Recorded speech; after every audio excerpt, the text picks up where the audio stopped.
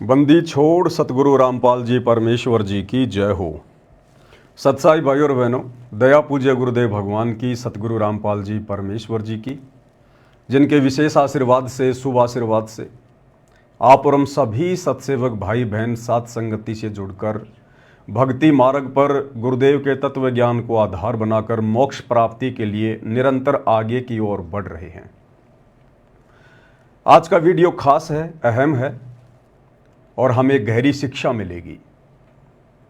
हाल ही हरियाणा में परशुराम जयंती मनाई गई, रोहतक के पैरावर में। हरियाणा के मुख्यमंत्री नायब सिंह सैनी भी आए, समाज के अन्य गणमान्य व्यक्ति भी आए। साथ में बेवजह बिन बुलाए मेहमानों की तरह परम पूज्य परमेश्वर सतगुरु रामपाल जी के भक्तों ने भी शामिल होना पड़ा। एक धोखे के तहत धोखा किया सतलोक आश्रम मैनेजमेंट हरियाणा ने, सतगुरु रामपाल जी के कलयुगी परिवार ने।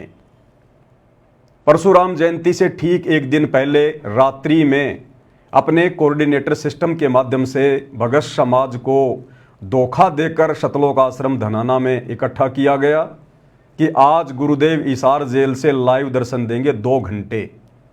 सभी भगत भाई बहन ज़्यादा से ज़्यादा संख्या में आ जाओ। सच्चाई किसी को नहीं बताई।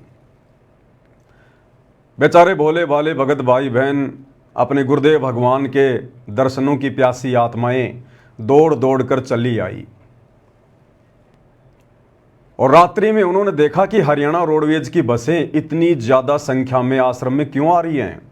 2 नहीं, 4 नहीं, 10 नहीं, 500 से ज़्यादा बसें रात्रि में हरियाणा रोडवेज की आ गई। संगत में खुसर पुसर शुरू हो गई।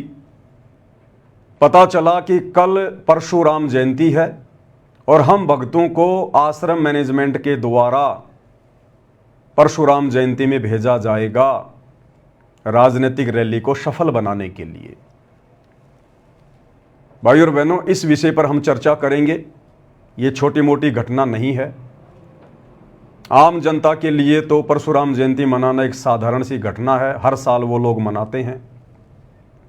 परंतु सतगुरु रामपाल जी के भक्तों का कई हजारों की संख्या में उस रैली में जाना एक बहुत बड़ा विषय है। इस विषय पर हम चर्चा करेंगे। उससे पहले परम पूज्य परमेश्वर सतगुरु रामपाल जी भगवान का जयकारा लगाएंगे, क्योंकि गुरुदेव भगवान के आशीर्वाद के बिना कोई भी सत्संग, कोई भी साध संगति सफल नहीं हो सकती। बंदी छोड़ सतगुरु रामपाल जी परमेश्वर जी की जय हो। परम पिता परमात्मा, सारी सृष्टि के रचनहार, कुल मालिक, असंख्य ब्रह्मांडों के स्वामी, जगत गुरु, तीनों लोकों में प्रवेश करके सबका भरण पोषण करने वाले राजाधिराज, आत्माधार, नाथों के नाथ, देवों के देव, महादेव, सर्वेश्वर, महेश्वर, मृत्युंजय, अजरो अमर, आदि अनादि सनातनी प्रभु, जगत पिता जगदीश्वर, श्री श्री 1008 की उपाधि के वास्तविक अधिकारी, अकाल मूरत सौद स्वरूपी राम वासुदेव, सर्वगतम ब्रह्म, परम पूज्य, प्रथम पूज्य, परम संत, परम पुरुष, परम धनी, परम दयालु, सत्य कबीर, हक्का कबीर, अल्लाहु कबीर, अल्लाहु अकबर, बाखबर, अल्लाह ताला, जगत के तारणहार, जगत के मुक्तिदाता, जगत के जगन्नाथ, हारे के सहारे, हिंदुओं के राम, मुसलमानों के अल्लाह, सिखों के वाहिगुरु, ईसाइयों के मसीह, दया के सागर दयानिधि, करुणा के सागर करुणानिधि, स्वयंभू परिभू, संकट मोचन, कष्ट हरण, मंगल करण, दुख भंजन, अविगत कबीर, निर्विकार निर्विषम परमात्मा, अलय अलेख सतगुरु, आदि अनादि सतगुरु,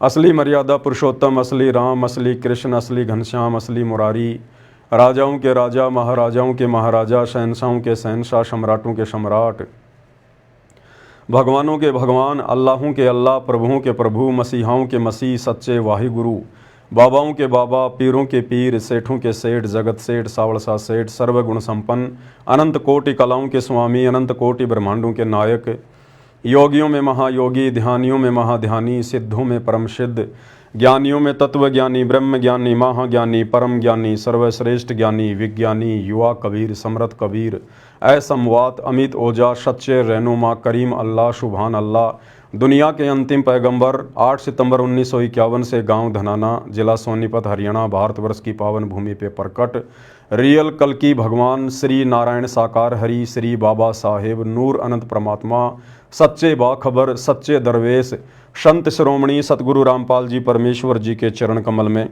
साध संगति से जुड़े हुए देश विदेश से आप और हम सभी सत्सेवक भाई बहनों का अनंत कोटि दंडवत प्रणाम। भाई और बहनों, वैसे तो राजनीतिक रैलियां हरियाणा हो चाहे राजस्थान हो आए दिन होती रहती हैं और सतगुरु रामपाल जी परमेश्वर जी के भक्तों को इन राजनीतिक रैलियों से और राजनेताओं से कोई लेना देना नहीं होता है। आपने आज से पहले हमारे इस तरह की वीडियो नहीं देखे होंगे क्योंकि हमें गंदी राजनीति से कोई मतलब नहीं होता है। हम एक आध्यात्मिक संस्था सत्य कबीर पंथ से जुड़े हुए हैं, साध संगति से जुड़े हुए हैं। हमारा मकसद अपनी आत्मा का आत्म कल्याण करवाना है, सांसारिक व्यवस्थाओं से हटकर अपने गुरुजी के वचन को फॉलो करके अपने जीवन को सफल बनाना होता है। परंतु परशुराम जयंती पर जो राजनीति हुई है, हमें उससे भी कोई लेना देना नहीं है। परंतु यदि जबरदस्ती हमारे गुरुदेव भगवान को उस राजनीति में घसीटा जाएगा, जिस सतगुरु का राजनीति से और राजनेताओं से सदा 36 का आंकड़ा रहा है। सन 1994 से सतगुरु रामपाल जी परमेश्वर जी ने आध्यात्मिक प्रवचन करने शुरू किए हैं। आप उनका एक गांव के सरपंच के साथ भी कोई फोटो नहीं दिखा सकते। आप उनका एक छोटा सा राजनीतिक स्टेटमेंट किसी भी राजनेता के साथ में नहीं दिखा सकते। परंतु 2014 बरवाला कांड के बाद सतगुरु रामपाल जी के कलयुगी परिवार ने, उनके बेटा बेटी भाई बंधु रिश्तेदारों ने अपने राजनीतिक स्वार्थों के चलते अपनी भक्ति का भी सत्यानाश किया है और लाखों की संगत जो अंधी होकर उन लोगों के पीछे चल पड़ी है, उनकी भक्ति और मर्यादाओं का भी सत्यानाश हो रहा है। तो अगर राजनीति में नाम आएगा हमारे गुरुदेव भगवान का, यदि राजनीति से जोड़कर हमारे गुरुदेव को बदनाम करने की साजिश की जाएगी, कोशिश की जाएगी, वो साजिश करता चाहे उनके परिवार वाले हों या संगत का कोई आम व्यक्ति हो या समाज का कोई भी व्यक्ति हो, तो वहां हमें बोलना पड़ेगा। यदि बात आती है अपने राजनीतिक स्वार्थों के चलते भगत समाज की मर्यादाएं तुड़वाने की, तो वहां हमें बोलना पड़ेगा। भाई और बहनों, इस घटना से आप और हमें एक बहुत गहरी शिक्षा मिलेगी, बहुत गहरी शिक्षा। गुरुदेव भगवान ने दास को प्रेरणा की तो दास लाइव आया। क्या शिक्षा है आप सबके सामने। काल हमें किस प्रकार से धोखा देगा, त्रिकुटी पर ये वर्तमान जो हमारा समय है, ये रिहर्सल हो रही है। हम इस रिहर्सल में सफल हो पाते हैं या असफल होते हैं, ये तो आप और हमारे बुद्धि और ज्ञान विवेक के ऊपर निर्भर करेगा।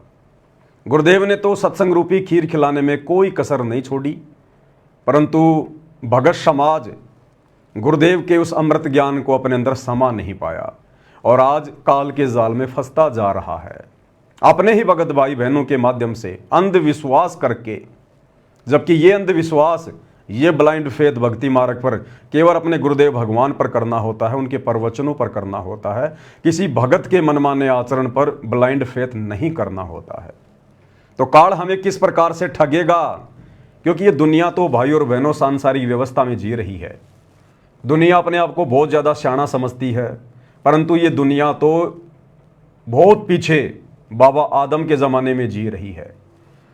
दुनिया केवल इन्हीं चीज़ों को सब कुछ मानती है कि विज्ञान ने ये कर दिया, विज्ञान ने वो कर दिया, मेरे घर में ये सुख हो गए, ये ठाट बाट हो गए, मैं नौकरी लग गया, मैंने बड़ी कोठी बना ली, बड़ी कार ले ली, इतने मेरे प्लाट हैं, मेरा फार्म हाउस है।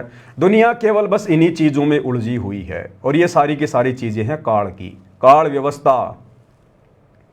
आप और हम भाई बहनों को परमेश्वर ने तत्व ज्ञान देकर, आध्यात्मिक ज्ञान देकर काल की इन झूठी व्यवस्थाओं से, झूठे सुखों से कैसे बाहर निकला जाए, कैसे आने वाले समय में 84 लाख योनियों में उठाने वाले कष्टों से बचा जाए और कैसे अपने इस जन्म को भी सफल बनाया जाए। गुरुदेव ने हमें वो अद्वितीय आध्यात्मिक ज्ञान दिया है जो आध्यात्मिक ज्ञान दुनिया के पास में नहीं है। तो भाई और बहनों, ये हमारी रिहर्सल का समय है, परीक्षा का समय है। परमात्मा हमें चेक कर रहे हैं बारंबार। काल जानबूझकर अपने षड्यंत्र के तहत इस तरह की घटनाओं को जन्म देता है और परमात्मा काल के द्वारा पैदा की गई इस तरह की घटनाओं के माध्यम से अपने भक्तों की परीक्षा लेता है। और बार बार गुरुदेव भगवान हिसार जेल से संदेशा दे रहे हैं कि बच्चों, ये आपकी अग्नि परीक्षा का समय है, अग्नि परीक्षा का। तो भाई और बहनों, ये जो घटना घटी है परशुराम जयंती वाली, इस घटना से हमें पता चलेगा कि काल किस प्रकार से अपना काम निकाल कर दूसरों के कंधों पर पैर रखकर बंदूक चलाकर अपना शिकार करके और जिसके कंधे पर खड़ा था फिर कैसे उसको ठोकर मारता है। मतलब के बिना कोई नहीं प्यारा। परमात्मा कहते हैं, जब तक बैल चले हड़िए में तब तक डाले चारा, और बूढ़ा हो तब नाथ काट दे वो घर घर लाठे खाया।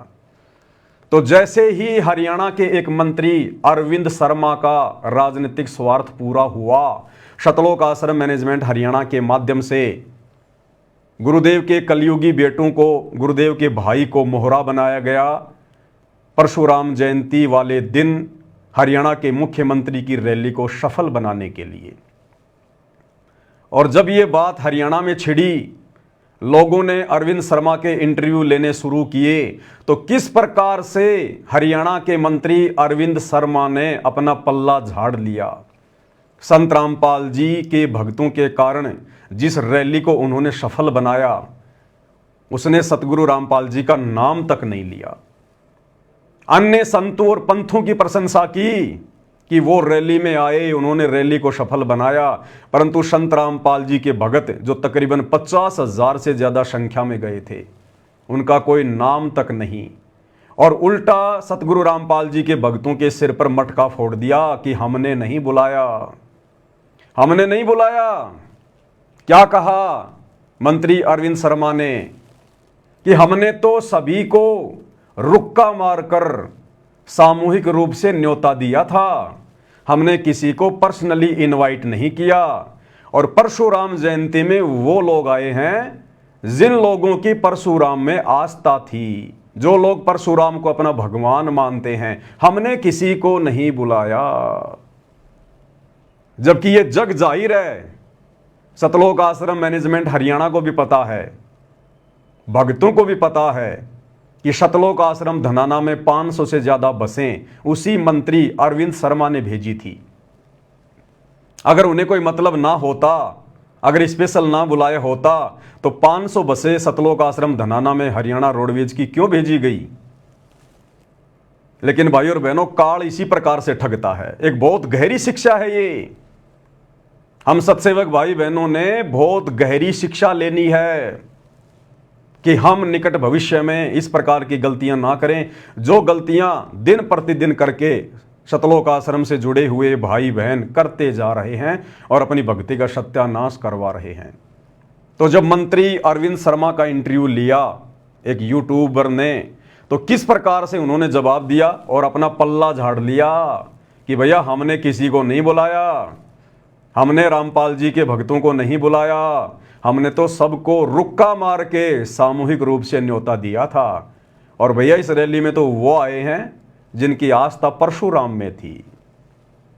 फोड़ दिया मटका भक्तों के सिर के ऊपर कि जिनकी आस्था भगवान परशुराम में थी वो आए हैं, हमने किसी को पीले चावल नहीं भेजे थे। सुनिएगा भाई और बहनों, साथ साथ विश्लेषण करते जाएंगे। क्या क्या कुछ कहा। अपने बयानों को लेकर अक्सर चर्चा में रहने वाले cabinet minister doctor Arvind Sharma, पिछले दिनों परशुराम जयंती मनाई गई, कई विवाद उस पर भी उठे। डॉक्टर साहब हमारे साथ हैं, क्या विवाद थे, कैसा समारोह रहा? डॉक्टर साहब सबसे पहले तो आपका स्वागत है। बहुत बहुत धन्यवाद। राम राम, नमस्कार। पूरे प्रदेश भर से समाज के लोग आए थे परशुराम जयंती में, कुछ विवाद भी हुए थे कि पता नहीं किस किस को बुला लिया गया। कैसा है, पूरे प्रदेश भर में समाज के साथ, विप्र समाज के साथ 36 बिरादरी ने हिस्सा लिया, सभी ने हिस्सा लिया। और हमारा सबके साथ नौता किसके साथ नौता था कि भाई भगवान परशुराम, देखो आप अगर मुझे अपने घर बुलाओगे, अगर मेरा आपका मेल खाता है तो मैं घर जाऊंगा, नहीं मेल खाता तो मैं नहीं जाऊंगा। तो जो भगवान परशुराम में आस्था रखते थे, जो भी उनको मानते थे, उनकी विचारधारा से सहमत थे, उनमें आस्था रखते थे, उनको देशभक्त मानते थे, वो सारे के सारे आए। तो क्या कहा मंत्री जी ने? जब पूछा गया कि बहुत सारे लोगों को बुलाया गया, तो मंत्री जी ने अपना पल्ला झाड़ लिया कि हमने किसी को पीले चावल नहीं भेजे, हमने किसी को स्पेशल नहीं बुलाया, हमने तो सार्वजनिक तौर पर रुक्का मार के कहा था, और इस रैली में वो आए हैं जो हमारी विचारधारा से मेल खाते हैं। साफ साफ कह रहे हैं मंत्री जी कि अगर मुझे कोई बुलाएगा तो जाहिर सी बात है, यदि उसके और मेरे विचार मेल खा रहे हैं तो मैं जाऊंगा, अन्यथा नहीं जाऊंगा मैं। तो संत रामपाल जी के भक्तों के राजनेताओं से विचार मेल खाए तो वो आए रैली में धक्के खाने के लिए। और आगे मंत्री जी कह रहे हैं कि जिन लोगों की भगवान परशुराम में आस्था थी, जो लोग भगवान परशुराम को देश भगत मानते थे, वो लोग आए भाई। तो बताओ भोले भाले भक्तों, क्या आप लोगों की भगवान परशुराम में आस्था है क्या? अरे हम भक्तों की आस्था तो एकमात्र हमारे इष्ट देव सतगुरु रामपाल जी भगवान में है, केवल गुरुदेव परमात्मा में है। इसके अलावा यदि हमारी जरा भी आस्था श्रद्धा किसी अन्य में हो गई, देव महादेव में, सारी भक्ति का सत्यानाश हो जाएगा। तो मंत्री जी ने साफ साफ अपना पल्ला झाड़ लिया। ये काल इसी प्रकार से ठगता है, क्योंकि राजनीति काल व्यवस्था है। तो काल ने अपना काम भी निकाल लिया, राजनेताओं ने अपना स्वार्थ भी सिद्ध कर लिया, गुरुदेव के मंदबुद्धि लड़कों को मोहरा बनाकर, और भोली भाली संगत की मर्यादा भी तुड़वा दी गई परशुराम जयंती में भेजकर। और जब सारा काम हो गया, उसके बाद मंत्री जी आराम से बैठकर इंटरव्यू दे रहे हैं कि भैया जिसके विचार मेल खा रहे थे वो आया, यहां तो पर्सनली नहीं बुलाया किसी को भी, और जिन लोगों की आस्था भगवान परशुराम में थी यहां तो वो आए हैं। ये काल इस प्रकार से ठगता है भाई और बहनों, इस प्रकार से। इसलिए सतगुरु रामपाल जी भगवाना में बार बार समझाते हैं कि बच्चों, काल व्यवस्था से पीछे हटो, संसार से पीछे हटो। ये राजनीति भक्ति मार्ग में नहीं चलती है, राजनीति काल व्यवस्था है। अगर आपने यही गधा कुत्ता सुअर बनना है, 84 लाख योनियों में भटकना है, तो करो जम के राजनीति भक्ति के साथ साथ, तुम्हें कौन रोकता है। तो शतलोक आश्रमों से जुड़े हुए भाई बहनों को विचार करना चाहिए, उनको सोचना चाहिए। पहली बात तो आप लोगों को सच्चाई नहीं बताई गई, आपकी पीठ में छुरा भोंका गया गुरुजी की आड़ में कि सभी भक्तों को 2 घंटे गुरुजी के दर्शन करवाएंगे लाइव हिसार जेल से वीडियो में। धोखे से आप लोगों को आश्रम में इकट्ठा किया गया, और उसके बाद में आप लोगों को रैली में भेज दिया गया। आप लोगों की मर्यादाएं टूटी हैं। अरे रिहर्सल चल रही है। गुरुदेव ने कहा बच्चों, जब तुम त्रिकुटी पर जाओगे तुम्हें पता थोड़ी चलेगा कि तुम त्रिकुटी पर आ गए। हो सकता है ये परशुराम जयंती में जाना हमारी त्रिकुटी वाली परीक्षा हो, और काल ने हमें ठग लिया। हमने विश्वास करना चाहिए था अपने गुरुदेव के वचनों पर, और संगत ने विश्वास कर लिया गुरुदेव के लड़कों पर जो कि पहले से काल प्रेरित हैं। ऐसा ही हम त्रिकुटी पर कर बैठेंगे, ऐसा ही हम त्रिकुटी पर कर बैठेंगे। ये काल वहां पर कोऑर्डिनेटर का रूप बना के आ जाएगा, गुरुजी के लड़कों का रूप बना के आ जाएगा, गुरुजी के भाई का रूप बना के आ जाएगा, और इसी प्रकार से तुम लोगों को गुरुजी के दर्शनों के बहाने अपने पीछे पीछे ले जाएगा और ठोक देगा किसी देव के लोक में या किसी नरक लोक में। फिर क्या करोगे? तुम कैसे सावधान हो सकते हो जब तुम यहीं पर सावधान नहीं हो रहे, जब तुम रिहर्सल में फेल हो रहे हो। अरे कोई खिलाड़ी होता है, कोई पहलवान होता है, उसको नेशनल स्तर पर या ओलंपिक में भेजने से पहले उसकी रिहर्सल होती है।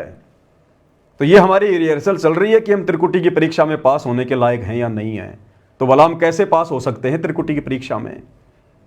हमने विचार करना चाहिए था, हमने सवाल जवाब करना चाहिए था उन बसों में बैठने से पहले कि भैया हम लोग बसों में बैठने तो नहीं आए, हम तो गुरुदेव के दर्शनों के लिए आए थे। हमारा राजनीति से क्या लेना देना, हमारे गुरु का राजनीति से कोई लेना देना नहीं है। हमें क्यों भेजा जा रहा भाई? किसी ने कोई सवाल जवाब नहीं किया। इसका मतलब सब के सब भेड़ चाल में अंध भक्ति हो रही है, शतलोक आश्रमों में अंध भक्ति। और इसी बात की परीक्षा लेने के लिए और इसी प्रकार के उन कच्चे भक्तों को छांटने के लिए इस परमात्मा ने 2014 बरवाला कांड के माध्यम से अपने भक्तों की परीक्षा लेनी शुरू की।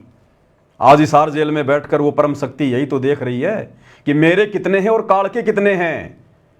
जो काल व्यवस्था में सड़ेंगे, जो गुरु के ज्ञान को आधार बनाकर आगे नहीं बढ़ेंगे, वो काल के हैं, और जो गुरु के ज्ञान को आधार बनाकर भक्ति मार्ग पर चलेंगे उनको काल डगमग नहीं कर सकता। ये हमारी परीक्षा थी, ये भक्तों की रिहर्सल थी, जिसमें शतलोक आश्रमों से जुड़े हुए सभी भगत पूर्णतया फैल साबित हुए। फैल। आगे क्या कुछ कहा मंत्री जी ने, जब पूछा गया संत रामपाल जी के भक्तों का नाम लेकर, संत रामपाल जी का नाम लेकर, कि इस रैली में तो बाबा रामपाल के भगत भी आए थे, आप उसके बारे में क्या कहेंगे? तो मंत्री जी क्या कह रहे हैं,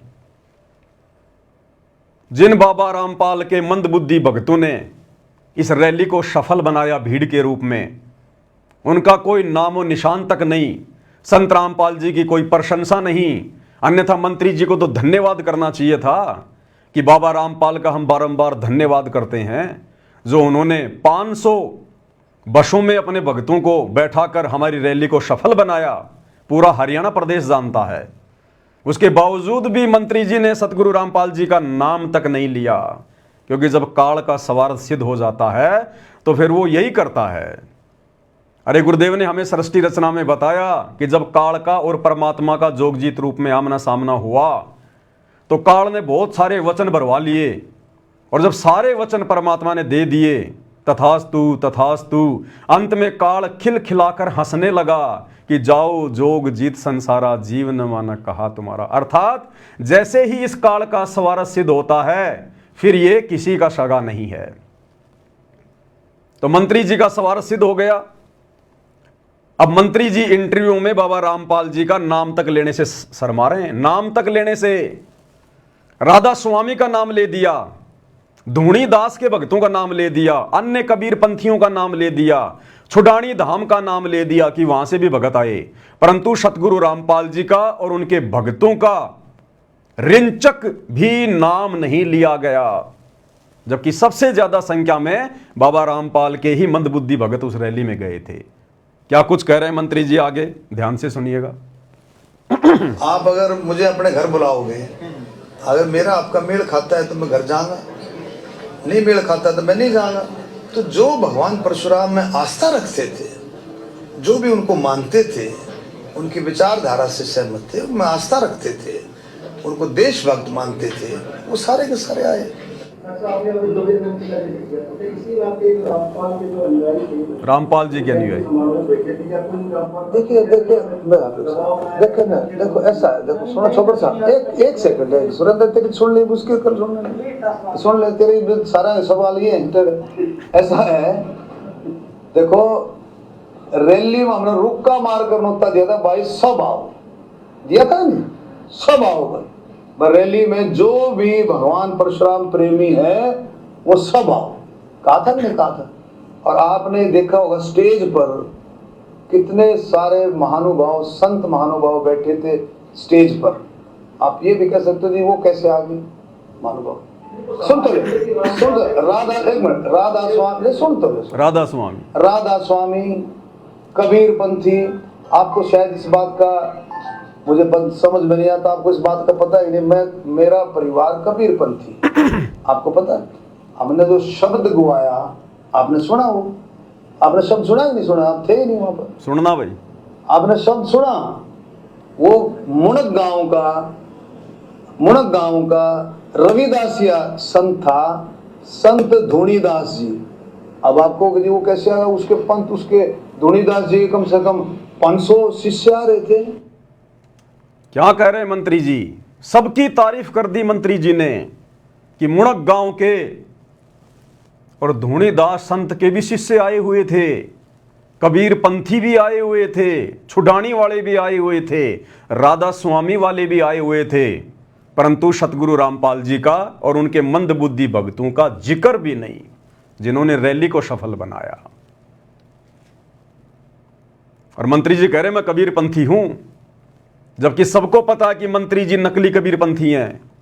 असली कबीर पंथ पूरे विश्व में वर्तमान में केवल सतगुरु रामपाल जी का है, केवल सतगुरु रामपाल जी का। और मंत्री जी सतगुरु रामपाल जी से उपदेश प्राप्त नहीं है।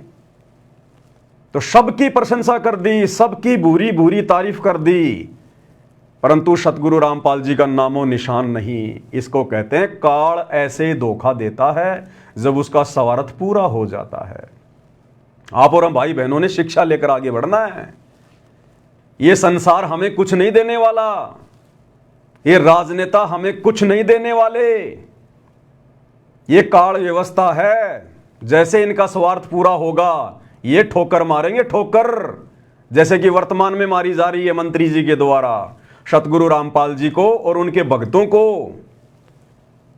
सबकी प्रशंसा कर दी, जिसके 500 भगत आए उसकी प्रशंसा कर दी, जिस राधा स्वामी के इक्के दुक्के भगत आए उनकी प्रशंसा कर दी, परंतु सतगुरु रामपाल जी का नामो निशान भी नहीं। किस लिए गए थे फिर वहां पर? अरे किस लिए गए थे फिर वहां पर? शुअर की तरह गटर में नाक रगड़ने के लिए गए थे क्या? क्यों इतनी मेहनत करी? 500 बसों में भगत बैठकर गए, रैली को सफल बनाया और तुम्हारा जिक्र तक नहीं। काल ऐसे धोखा देता है, ऐसे धोखा, जब उसका कार्य सिद्ध हो जाता है। इसलिए गुरुदेव कहते हैं कि बच्चों ये किस ब्रह्मांड काल व्यवस्था है, इसमें मत सड़ना, किसी पर भी विश्वास मत करना अपने गुरु के अलावा, गुरु के वचनों के अलावा। और संगत अंधा विश्वास कर बैठी गुरु जी के परिवार पर, जो परिवार पहले से ही काल प्रेरित है। तो मंत्री जी ने सबका जिक्र किया, लेकिन सतगुरु रामपाल जी का कोई नामो निशान भी नहीं। आगे सुनिए क्या कह रहे हैं मंत्री जी, सुनते जाइए। पिछले 120 साल से, कितने 120 साल से हर साल मेरे घर में सत्संग होता है। 10, 11, 12 कबीर साहब की वाणियों का, गरीबदास जी द्वारा रचित उनके ग्रंथ का। चुनानी धाम से भी बहुत सारे संत आए हुए थे, बहुत सारे उनके अनुयायी आए हुए थे। छुडानी धाम से भी बहुत सारे संत आए हुए थे, बहुत सारे उनके अनुयायी आए हुए थे, परंतु मंत्री जी के मुंह से एक बार भी नहीं निकला कि सतलोक आश्रम धनाना से भी 500 बसों में बैठकर कुछ भगत आए थे। 500 बसें, एक बस में अगर 50 भगत भी माने तो 500 बसों में 50,000 भगत हो गए। 50,000 विचारणीय विषय भाई और बहनों, कितना बड़ा धोखा भगत समाज के साथ किया गया है। अरे मंत्री प्रशंसा करे ना करे, हम कोई प्रशंसा के भूखे नहीं है, परंतु जो मर्यादा तोड़वा दी गई है काल ने धोखा देकर, उससे कैसे बचोगे? वो भरपाई कैसे होगी भाई और बहनों? उनकी तो भरपाई नहीं हो पाएगी। परंतु आप और हम सत्सेवक भाई बहन आगे के लिए और ज्यादा सावधान होते चले जाएंगे। आप और हमें इन घटनाओं के माध्यम से दृढ़ता मिलती है कि हे भगवान, आपने हमें साथ संगति से जोड़कर कैसे बचा लिया, काल व्यवस्था में सड़ने से कैसे बचा लिया परमात्मा। हम भी आप ही के भगत हैं। जो ज्ञान आपने उन आश्रम वालों को दिया वही ज्ञान हमें दिया, अलग से कोई कोचिंग या कोई ट्रेनिंग नहीं दी। परमेश्वर, हमारे ऊपर आपने कैसे रजा बख्शी, सद्बुद्धि की, ज्ञान योग की, जो हमें बिल्कुल शीशे की तरह, आईने की तरह साफ साफ दिखाई दे रहा है कि कौन से भक्ति विरुद्ध ये कुकर्म करने से हमारी मर्यादाएं टूटेंगी और कौन से भक्ति अनुकूल सदकर्म करने से हमारे गुरुदेव भगवान प्रसन्न होंगे। तो आप और हमने गुरुदेव का सौ शुक्रिया अदा करना चाहिए कि गुरुदेव ने हमें साध संगति से जोड़ रखा है। तो मंत्री जी कह रहे हैं कि 120 साल से मैं कबीरपंथी हूं। बिल्कुल होंगे, नो डाउट। और आगे क्या कह रहे हैं मंत्री जी? तो आप लोगों को, हम सबको इस बात से, देखो किसी के ऊपर कोई प्रेशर नहीं था। पहली बात सुन, अपने आप अपनी मर्जी से आए। मंत्री जी कह रहे हैं किसी के ऊपर कोई प्रेशर नहीं था, अपनी मर्जी से आए हैं, अपनी मर्जी से। मंत्री जी ने पल्ला झाड़ दिया कि हमने नहीं बुलाया, हमने कोई बसे नहीं भेजी, हमने किसी को पीले चावल नहीं दिए आने के लिए। जिसकी परशुराम जी में आस्था थी और जिसके विचार हम राजनेताओं से मेल खा रहे थे वो आए, वो चाहे आम समाज का व्यक्ति हो, चाहे सतगुरु रामपाल जी का भगत हो। अब क्या करोगे भक्तों? मंत्री जी ने तो मटका फोड़ दिया तुम्हारे सिर पर। काल ऐसा ही करता है। एक कहावत है गांव में, गरज हटी और गुजरी नटी। गरज हटी और गुजरी नटी, यानी अपना स्वार्थ सिद्ध होते ही मुंह मोड़ लेना। तो ऐसा तमाचा मारा है मंत्री जी ने सतगुरु रामपाल जी के अंध भक्तों पर। उन्हीं के ऊपर उन्हीं का जूता, उन्हीं का सिर। ये काल ऐसे पीटता है भाई और बहनों, अपना स्वार्थ सिद्ध करके। आगे क्या कह रहे हैं मंत्री जी, ध्यान से सुनिएगा। अब गुरुदेव भगवान हमें क्या शिक्षा दे रहे हैं भाई और बहनों।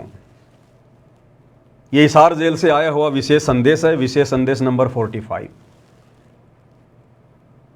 और ये कोई आज का नहीं है, ये आज से 2.5-3 साल पहले सतलोक आश्रम के नामदान सेंटरों पर सुबह सुबह 5 बजे जो ये भीड़ जाया करती थी सत्संग सुनने के लिए, ये वही विशेष संदेश हैं जो पहले नामदान सेंटरों पर आए थे। उसके 2 साल बाद फिर ये यूट्यूब पर डाले जा रहे हैं। तो गुरुदेव ने तो हमें पहले ही आगाह कर दिया था, मालिक तो अंतर्यामी है, जानी जान है, उनको पता कि काल हमें कैसे कैसे ठगेगा। गुरुदेव ने तो हमें अपने रिश्तेदारों तक से भी जो अनुपदेशी हैं, हमने उनसे भी ज्यादा मेल मिलाप ना रखने की सलाह दी है कि तुम्हारा यहां पर कोई नहीं है, तुम कति लावारिस हो, लावारिस। और जब तुम सतगुरु की शरण में आ जाते हो उसके बाद तो ये काल तुम्हें ज्यादा से ज्यादा नीचे नरक में ले जाने का प्रयास करेगा। तुम्हारे साथ में तरह तरह के षड्यंत्र करेगा। वो षड्यंत्र किसी भी अनुपदेशी के माध्यम से हो सकता है, उपदेशी के माध्यम से जो मर्यादा तोड़कर भगत बनने का ढोंग कर रहा है उसके माध्यम से हो सकता है, तुम्हारे रिश्तेदारों के माध्यम से हो सकता है। तो गुरुदेव ने तो हमें यहां तक समझा दिया कि बच्चों ये रिश्तेदार भी किसी के नहीं है। मतलब के बिना कोई नहीं प्यारा, शवारत के बिना कोई नहीं प्यारा। और गुरुदेव कह रहे हैं कि तुम क्या रिश्तेदारियों में आना जाना, फालतू में उनसे मेल मिलाप करना, इस मोह ममता में पड़े हो, तुम मोक्ष मार्ग पर चल रहे हो और काल की व्यवस्था में सड़ रहे हो। गुरुदेव कह रहे हैं तुम किसी रिश्तेदार से 20,000 रुपये उधार ले लो और उसको समय पे मत दो, अगली बार तुम्हें चाय की भी नहीं पूछेगा, चाय की भी। ये रिश्तेदार, तुम्हारे रिश्तेदार तुम्हें अपने दरवाजे पर देखकर भी खुश नहीं है। गुरुदेव के कहने का मतलब है कि बच्चों प्यार प्रेम से तो रहो, सबको मीठा बोलो, लेकिन पहले की तरह काल व्यवस्था से बाहर निकलो, इतना अंदर मत घुसो। काल के अंदर जो अनुपदेशी है वो काल है। और यहां सरेआम राजनेताओं के अंदर घुसा जा रहा है, राजनेताओं की रैलियों में घुसा जा रहा है, आंखें बंद करके। तो कैसे भक्ति सफल कर पाएंगे हम, कैसे हम सतलोक जा पाएंगे। काल तो हमें यही ठग रहा है धरती पर। अभी तो त्रिकुटी शेष है, त्रिकुटी के बाद में उसका झांझड़ी दीप आएगा। जब जाएंगे हम उसके वहां पर, जब उसके सिर पर पैर रखने का समय आएगा तो वो कैसे सर नीचा करेगा। हम तो यहीं पर ठगे जा रहे हैं उसके द्वारा, वो बाहर कैसे निकलने देगा हमें। और जबरदस्ती गुरुदेव भगवान करेंगे नहीं। तो गुरुदेव हमें एक छोटे से सत्संग के माध्यम से, ये 2 मिनट का सत्संग है, गुरुदेव ने तो हमें अपने अनुपदेशी यार दोस्त मित्र रिश्तेदारों से भी दूरी बनाकर अपनी भक्ति सफल करने की शिक्षा दी है। और आप लोग क्या कर रहे हो, वो राजनेता ना तुम्हारे कोई यार दोस्त रिश्तेदार, और फिर भी तुम अंधे होकर उनकी रैलियों में भीड़ के रूप में जा रहे हो। ठीक है, धोखा हो गया तुम्हारे साथ में, तुम्हारे ही भगत भाई बहनों ने धोखा कर दिया, गुरुदेव के बेटा बेटियों ने धोखा कर दिया, आश्रम मैनेजमेंट ने धोखा कर दिया। लेकिन कम से कम अब तो आंखें खोलो, अब तो इन लोगों से दूरी बनाओ, अब तो कम से कम ज्ञान को आधार बनाओ, अब तो उन आश्रमों में जाना छोड़ो, घर बैठकर भक्ति करो, ज्ञान को आधार बनाओ, मर्यादा निभाओ। जैसे हम सत्सेवक भाई बहन साथ संगति से जुड़कर पिछले 10-12 वर्षों से हम किसी आश्रम में नहीं गए, किसी नामदान सेंटर पर नहीं गए, और हमारा गुरु भगवान पल पल शब्द रूप में हमारे साथ में है, पल पल किसी का बाल भी बांका नहीं होने दे रहा, बाल भी बांका, और अपने बच्चों को ऐसे रख रहा है इस काल व्यवस्था में जैसे समुद्र के ऊपर नौका चलती है। तो अब तो कम से कम सवाल जवाब करो उन कोऑर्डिनेटरों से, नामदान संचालकों से, उन आश्रम संचालकों से, गुरुजी के बेटा बेटी से, कि नालायकों क्यों हमारी मर्यादा तुड़वाई। तुम भगत होकर अगर गुरु की आड़ में धोखा कर रहे हो तो हम किससे उम्मीद करें, किसके ऊपर विश्वास करें फिर हम। अब तो कम से कम जागरूक हो जाओ, अब तो कम से कम उन आश्रमों में जाना छोड़ो। तो गुरुदेव क्या कह रहे हैं, हम कितना प्यार से समझा रहे हैं परमात्मा। अब अकल ठिकाना आई आपकी, और धन्य है आप, परमात्मा ने आपको शरण में लिया। असर के युगों से आपके पीछे पड़े थे दाता, आपको जैसे तैसे बचा बचू के भक्ति में प्रेरणा रख कर, आपकी आस्था बनाकर अब इस समय में आपको ले आए। अब ध्यान दो, मजाक ना समझो, हल्के में ना लो इन बातों को। गुरुदेव कह रहे हैं ध्यान दो, मजाक में ना लो, हल्के में ना लो इन बातों को। तो गुरुदेव भगवान के इस वचन की लाज तो केवल सत्सेवक भाई बहन रख रहे हैं, जो इस भक्ति मार्ग को हल्के में नहीं ले रहे, मजाक में नहीं ले रहे, संघर्ष कर रहे हैं मर्यादाओं के लिए, अपने आत्म कल्याण के लिए, भक्ति को सफल करने के लिए। और मजाक में कौन लोग ले रहे हैं? सतलोक आश्रम से जुड़े हुए भाई बहन, आश्रम मैनेजमेंट, गुरु का परिवार, ये लोग हल्के में ले रहे हैं, मजाक में ले रहे हैं। और ये मजाक कितना भयंकर परिणाम देगा आने वाले समय में। ये परमात्मा है निष्पक्ष परमात्मा, पक्षपात नहीं करेगा। आने वाला समय जो युग परिवर्तन का है, विनाशकारी समय जो शुरू हो चुका है, कई वर्षों तक चलेगा, उसमें कमर टूटेगी उन भक्तों की जो आज मजाक में ले रहे हैं, हल्के में ले रहे हैं। उस समय पता चलेगा मर्यादा में रहकर भक्ति करते हुए, संघर्ष करते हुए, भक्ति करने वालों के साथ में क्या, और ये राजनेताओं की रैलियों में भीड़ जमा करने वाले इनके साथ में क्या। उस समय पता चलेगा। फिर ये गुरुदेव भगवान अपनी तरफ से किसी प्रकार की कोई हेल्प नहीं करेगा। अगर तुम मर्यादा तोड़कर भक्ति करने वाले आश्रम से जुड़े हुए भाई बहनों की भी गुरु उस समय अगर रक्षा करेगा, मर्यादा करेगा, तो आने वाले समय में मर्यादाओं में रहकर कोई भक्ति करेगा ही नहीं। क्योंकि इतिहास तो साथ साथ बन रहा है ना। आज सतगुरु रामपाल जी की संगत में 2 पार्ट हो चुके हैं, सबको पता है, एक सात संगति और एक सतलोक आश्रम मैनेजमेंट। सात संगत वाले गुरु ज्ञान में रहकर, गुरु को भगवान मानकर और हर प्रकार से मर्यादाओं में रहकर अपनी भक्ति कर रहे हैं, संघर्ष कर रहे हैं। आश्रम वाले बिल्कुल काल व्यवस्था में सड़ रहे हैं, उनके लिए कोई मर्यादा नहीं है, ना वो गुरु को परमात्मा मानते। तो भैया ये इतिहास तो बन रहा है। तो आने वाले समय में फिर दुनिया कैसे अंतर देखेगी? अगर इन आश्रम वालों की भी अगर विनाशकालीन समय में अगर इसी प्रकार से मौज हुई, इनकी भी अगर रक्षा हुई, तो आने वाला समाज इस भक्ति को इतना सीरियस नहीं लेगा कि रे कुछ नहीं। ये देखो ना इतिहास, वो सत्सेवक थे, पागल थे, बावड़े थे, वो मंदबुद्धि थे, फालतू में गुरु जी की मर्यादाओं को सीरियस ले रहे थे, फालतू में समाज के साथ में संघर्ष कर रहे थे।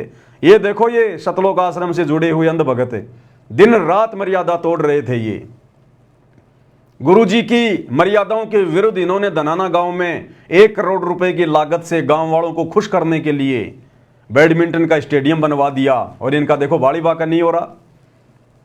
सोनीपत के गोहाना में जाटों की धर्मशाला बनवाई इन्होंने, 5वां फ्लोर बनवा दिया 1 करोड़ रुपए में। भक्तों का ज्योति पाठ का पैसा वहां ठोक दिया गया। देखो इनका बाड़ी बाका नहीं हो रहा। हरियाणा के जाट आरक्षण में लाखों की संख्या में ये आश्रम से जुड़े हुए भाई बहन वहां जाकर बैठे, देखो ना इनका कोई बाड़ी बाका नहीं हो रहा। राजस्थान के गैंगस्टर आनंदपाल सिंह की सीबीआई जांच का इन्होंने समर्थन किया, 5 लाख रुपए चंदे के रूप में दिए गैंगस्टर की सीबीआई जांच के लिए राजपूत करनी सेना को। देखो इनका बाली बाका नहीं हो रहा। अपने स्वार्थ के लिए ना जाने इन्होंने क्या क्या कुकर्म कर दिए। अयोध्या में इन्होंने भंडारा लगा दिया आन उपासकों के लिए, देखो ना आज इनका बाली बाका नहीं हो रहा। तो आने वाले समय में इस भक्ति को कोई सीरियस नहीं लेगा, गुरु की मर्यादाओं को कोई सीरियस नहीं लेगा। इसलिए थोड़े समय बाद जब वो विनाशकारी समय शुरू होगा, उस समय पता चलेगा इन मंदबुद्धि सतलोक आश्रम से जुड़े हुए अंध भक्तों को कि मर्यादा तोड़कर भक्ति का ड्रामा करने की क्या सजा मिलती है। और गुरु की गैर हाजिरी में गुरु को परमात्मा मानकर, ज्ञान को आधार बनाकर, डरकर भक्ति करते हुए, संघर्ष करते हुए अपनी भक्ति को सफल बनाने का क्या परिणाम निकलता है, ये आने वाले समय में पता चलेगा। तो क्या कह रहे हैं गुरुदेव? ये तो कल फूक निकल जाएगी, परसों तुमने कौन पूछेगा, जिसके ऊपर सब कुछ नुसार हुए बैठे। अब ध्यान दो, मजाक ना समझो, हल्के में ना लो इन बातों को। ये तो कल फूक निकल जाएगी, परसों तुमने कौन पूछेगा, जिसके ऊपर सब कुछ नुकसान हुए बैठे, ये परिवार, ये संसार, ये लोग लाग रिश्तेदार, ये भी इतने साथ से रहेंगे आपका जब तक आपका ठीक ठाक गुजारा है। जिस दिन आप हैंड टू माउथ हो जाओगे, अपने द्वार पर देख कर राजी नहीं होंगे रिश्तेदार को, पड़ोसी भी। सुन लो, ये कति यूनिवर्सल ट्रुथ है। क्या कहा गुरुदेव? जिस दिन आप हैंड टू माउथ हो जाओगे, अपने द्वार पर देख कर राजी नहीं होंगे रिश्तेदार को, पड़ोसी भी। ये कति यूनिवर्सल ट्रुथ है।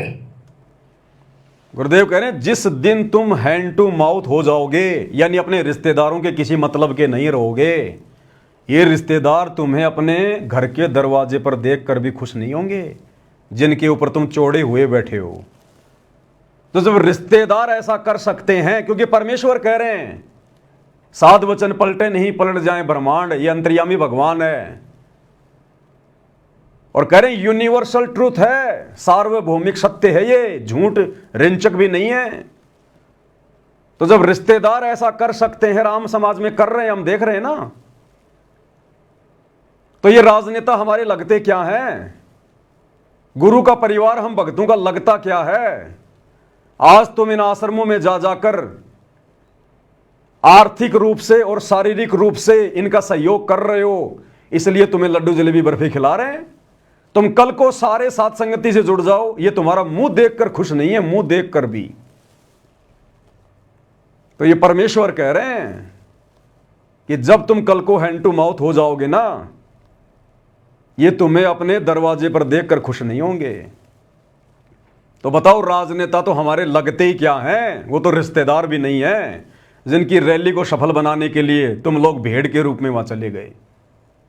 ये विचारणीय विषय है। ये संगत ने हल्के में ले लिया सतगुरु को, सतगुरु के ज्ञान को। इसका परिणाम भयंकर होगा, भयंकर। ये निष्पक्ष परमात्मा है, निर्मोही परमात्मा है। इसका कोई बेटा बेटी भाई बंधु रिश्तेदार जवाई मामा मामी फूफा फाफा नहीं है। ये तो केवल परमेश्वर इस कलयुग की बिचली पीढ़ी में एक लीला कर रहे हैं, एक कलयुगी परिवार में आने की, शादी विवाह करने की, बच्चे पैदा करने की, केवल एक लीला। अगर आपने गुरु को भगवान मान लिया तो वो शतलोक का राजा कबीर भगवान अपने शतलोक को छोड़कर इस गंदे लोक में बच्चे पैदा करने नहीं आता वो। तो ये निर्मोही परमात्मा है। आप रोज पढ़ते हो मंगलाचरण में, परम शक्ति संगीतम रिद्धि सिद्धि दाता सोही अविगत गुण अतीतम सत्य पुरुष निर्मोही। ये सत्य पुरुष है सतगुरु रामपाल जी। दुनिया नहीं जानती, नहीं पहचानती, लेकिन आप और हमें तो पता है। गुरु ने हमसे तो पहचान करवा दी अपनी कि गुरु कौन है, स्वयं कबीर भगवान है। तो कबीर भगवान पक्षपात करेगा क्या? वो निष्पक्ष निर्णय करेगा। जैसा संगत ने उनकी गैर हाजिरी में 2014 बरवाला कांड के बाद इस भक्ति मार्ग रूपी खेत में जैसा बीज बोया है, यानी जिस प्रकार से मर्यादा में रह के जिसने भक्ति की है, या जिसने मर्यादाओं को हल्के में लेकर मर्यादा तोड़ते हुए भक्ति की है, गुरु को दुखी किया है, वो परिणाम, वो फल सबके सामने आएगा जिसने जैसा जैसा बीज बोया है। इसलिए गुरुदेव कह रहे हैं, सुनिएगा। अब जो आपका साथी, आपका पिता, आपके दुख सुख में घेर मरे, अब्राहिम सुल्तान अदम के क्या लग गया था उसका बता, और समर्थ है क्या जरूरत थी? आप उसके हो, उसके बेटा बेटी हो। अब वो रह नहीं सकता, आपको दुखी देख नहीं सकता, तो मान नहीं रही। वो कहता अगर ये सारे मोहल्ले में एक बार सारे उठा के उठा ले जाऊं, नो पाना आग लगा दूं इस पे, इस काल के लोग का। पर इतनी अकल तक जब आओगे, जब लगातार ये सत्संग सुनोगे। तो क्या कह रहे हैं गुरुदेव भगवान? जो तुम्हारा है, तुम्हारा हितैषी है, तुम्हारा बाप है, उसकी तो तुम बातें नहीं सुन रहे। हमारा हितैषी, हमारा बाप कौन है? सतगुरु रामपाल जी। उनके तो हम बातें नहीं सुन रहे। गुरु ने कौन से सत्संग में आदेश दिया कि भक्तों ने गंदी राजनीति का हिस्सा बनना चाहिए? गुरु ने कौन से सत्संग में कहा कि किसी भी महापुरुष की जयंती में जाना चाहिए? अरे गुरु ने हमारे से अपने जन्मदिन मनवाने छुड़वा दिए, अपने बाप दादाओं के मरण दिन मनवाना छुड़वा दिए, और हम परशुराम की जयंती में जा रहे हैं। जिनसे हम भक्तों का कोई लेना देना नहीं है। हम गुरु की बात कहां मान रहे हैं? जो हमारा है उसके साथ तो हम मजाक कर रहे हैं, गुरु के वचनों को तो हम हल्के में ले रहे हैं। और जो हमारे नहीं हैं, ये राजनेता हमारे नहीं हैं, ये किसी के नहीं हैं, केवल अपने स्वार्थों के हैं। देखते नहीं बड़े बड़े राजनेता पार्टियां चेंज कर लेते हैं, पार्टियां। जब ये अपनी खुद की पार्टी के नहीं होते तो आप भगतों के क्या होंगे? तुम भगत तो उनके किसी मतलब के भी नहीं। तो जो हमारा है, जो हमारे लिए मर मिट रहा है, 10 साल से 12 साल से हिसार जेल में बैठकर संघर्ष कर रहा है, 30 साल से सत्संग कर करके हमें समझाया, उसकी हम एक भी नहीं मान रहे। और जो शौपन में हमारे नहीं हो सकते ये राजनेता जगत वाले, उनके पीछे आंखें बंद करके दौड़ रहे हैं हम, उनकी रैलियों को सफल बना रहे हैं, उनकी जयंतियों में जा रहे हैं हम। तो भाई और बहनों, विचार करना पड़ेगा, विचार, अन्यथा यह काल बहुत भयंकर तरीके से ठग रहा है वर्तमान में संगत को। और ये परीक्षा चल रही है। परमात्मा हिसार जेल में बैठकर, वे हिसार की छोटी जेल में बैठकर, आप और हम 21 ब्रह्मांड रूपी इस बड़ी जेल में बैठे हुए कैदियों की रहनी करनी देख रहा है। कितने मेरे हैं, कितने काल के हैं, कितने मुझे समझ पाए, मेरे प्रवचनों को समझ पाए, मेरे वचन पर चल रहे हैं, और कितने भक्ति मार्ग को हल्के में ले रहे हैं, मजाक में ले रहे हैं। अरे मजाक में ले रहे हैं तभी तो गुरु कह रहा है कि हल्के में मत लो, मजाक में मत लो। इसका मतलब संगत मजाक में ले रही है। और आए दिन इन घटनाओं के माध्यम से संगत ये प्रमाण भी दे रही है। राजनेताओं की रैलियों में जाकर, परशुराम की जयंती में जाकर, स्टेडियम बनाकर, धर्मशालाएं बनवाकर, गुंडों की सीबीआई जांच का समर्थन करके, अयोध्या में भंडारा लगा के, अन्य तरह तरह के कुकर्म करके, भक्ति विरुद्ध कर्म करके, संगत साथ में प्रमाण भी दे रही है कि गुरुजी हम कच्चा पक्का काम नहीं करते। ये ना सोच लेना कि हम लोग ऐसे वैसे हल्के में ले रहे हैं, हम तो परमाणु के साथ में हल्के में ले रहे हैं आपको और आपके ज्ञान को। इन घटनाओं के माध्यम से संगत गुरुजी को सबूत भी दे रही है, जो सबूत सात संगति के माध्यम से फिर आप लोगों को दिखाए जाते हैं, बताए जाते हैं। और इन्हीं सबूतों के आधार से, इन्हीं वीडियोज के आधार से आने वाले समय में भगत समाज में गुरुदेव के कलयुगी परिवार को, उनके बेटा बेटी, भाई बंधु, रिश्तेदारों को, इन कोऑर्डिनेटरों को, नामदान संचालकों को, आश्रम संचालकों को, जो एक ही थाली के चट्टे बट्टे हैं, मर्यादा तोड़कर काल की गोद में बैठे हैं, संगत की मर्यादा तोड़वा रहे हैं, आने वाले इतिहास में इनके वंशजों तक को बोलने नहीं दिया जाएगा। इतना बड़ा दाग इन लोगों ने अपने गुरु के साथ में गद्दारी करके अपने ऊपर लगवा लिया है। आने वाले इतिहास में इनको बोलने नहीं दिया जाएगा। बोलने आगे मंत्री जी क्या कुछ और कह रहे हैं, ध्यान से सुनिएगा। आपने उसका शब्द सुना ही नहीं जो धुनीदास ने कहा। अगर आप वो शब्द सुन लेते तो आपका ये बात कहनी होती, होले सुहागण सुरता त्यार, मालिक घर जाना से। अरे होले न होले सुरता त्यार, मालिक घर जाना से।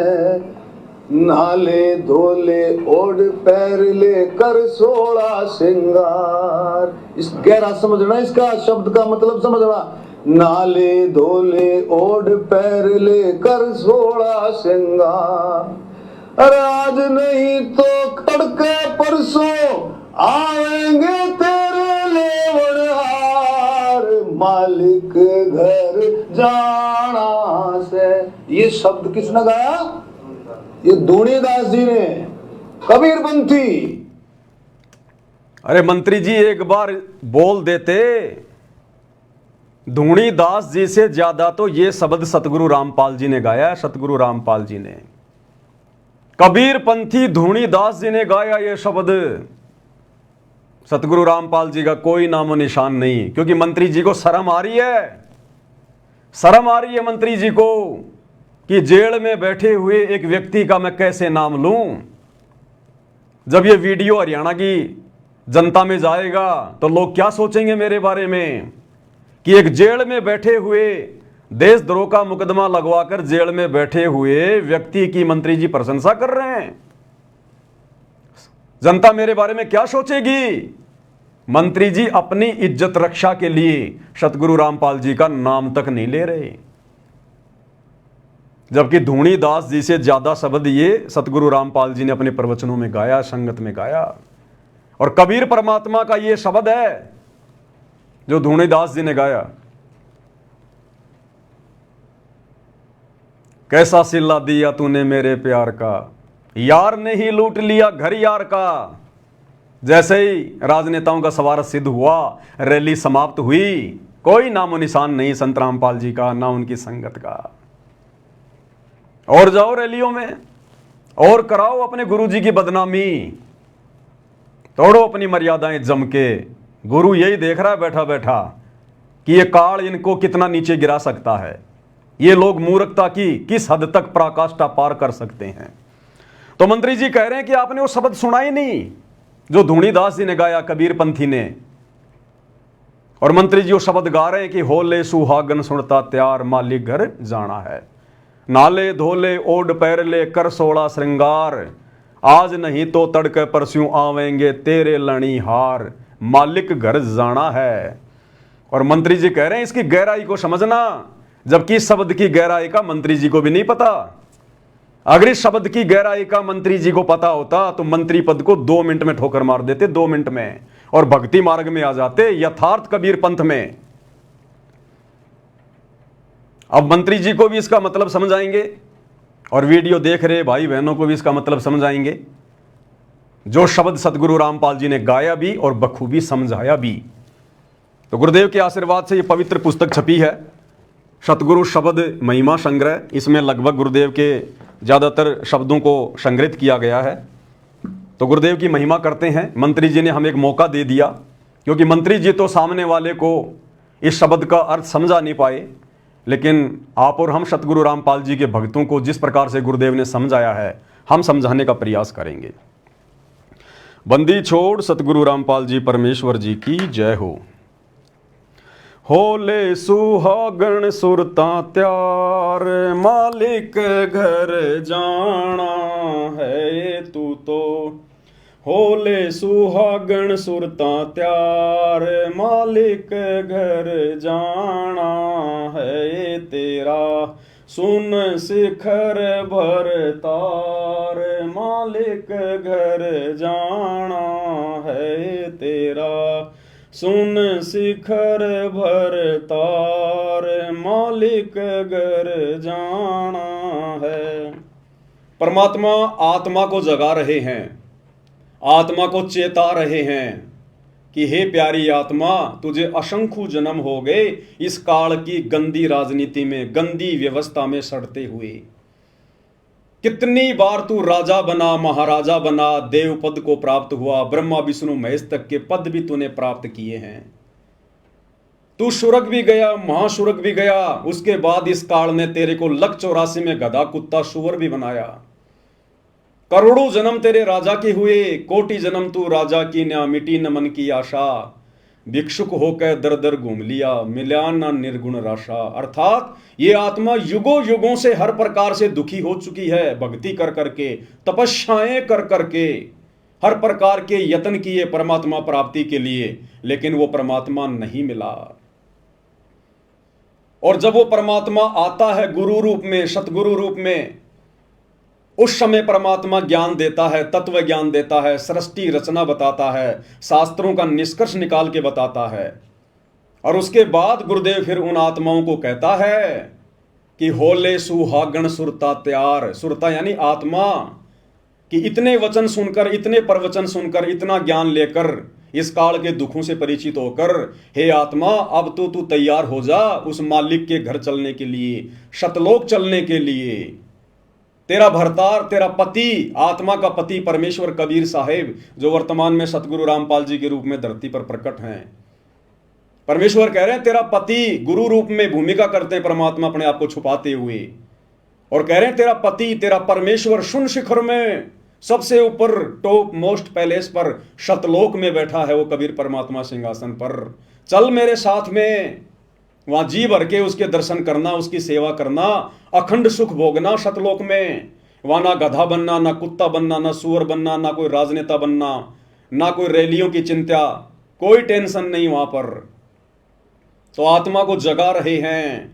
होले सुहागण सुरता त्यार, मालिक घर जाना है तू तो।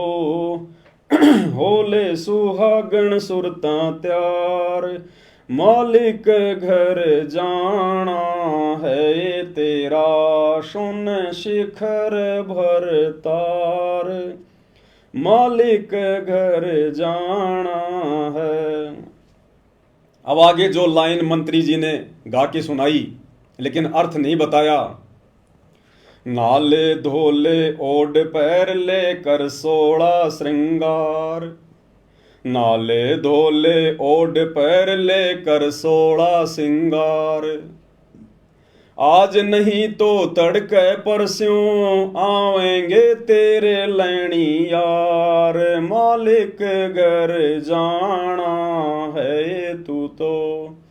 होले सुहागण सुरता त्यार, मालिक घर जाना है तेरा, सुन शिखर भर तार, मालिक घर जाना है।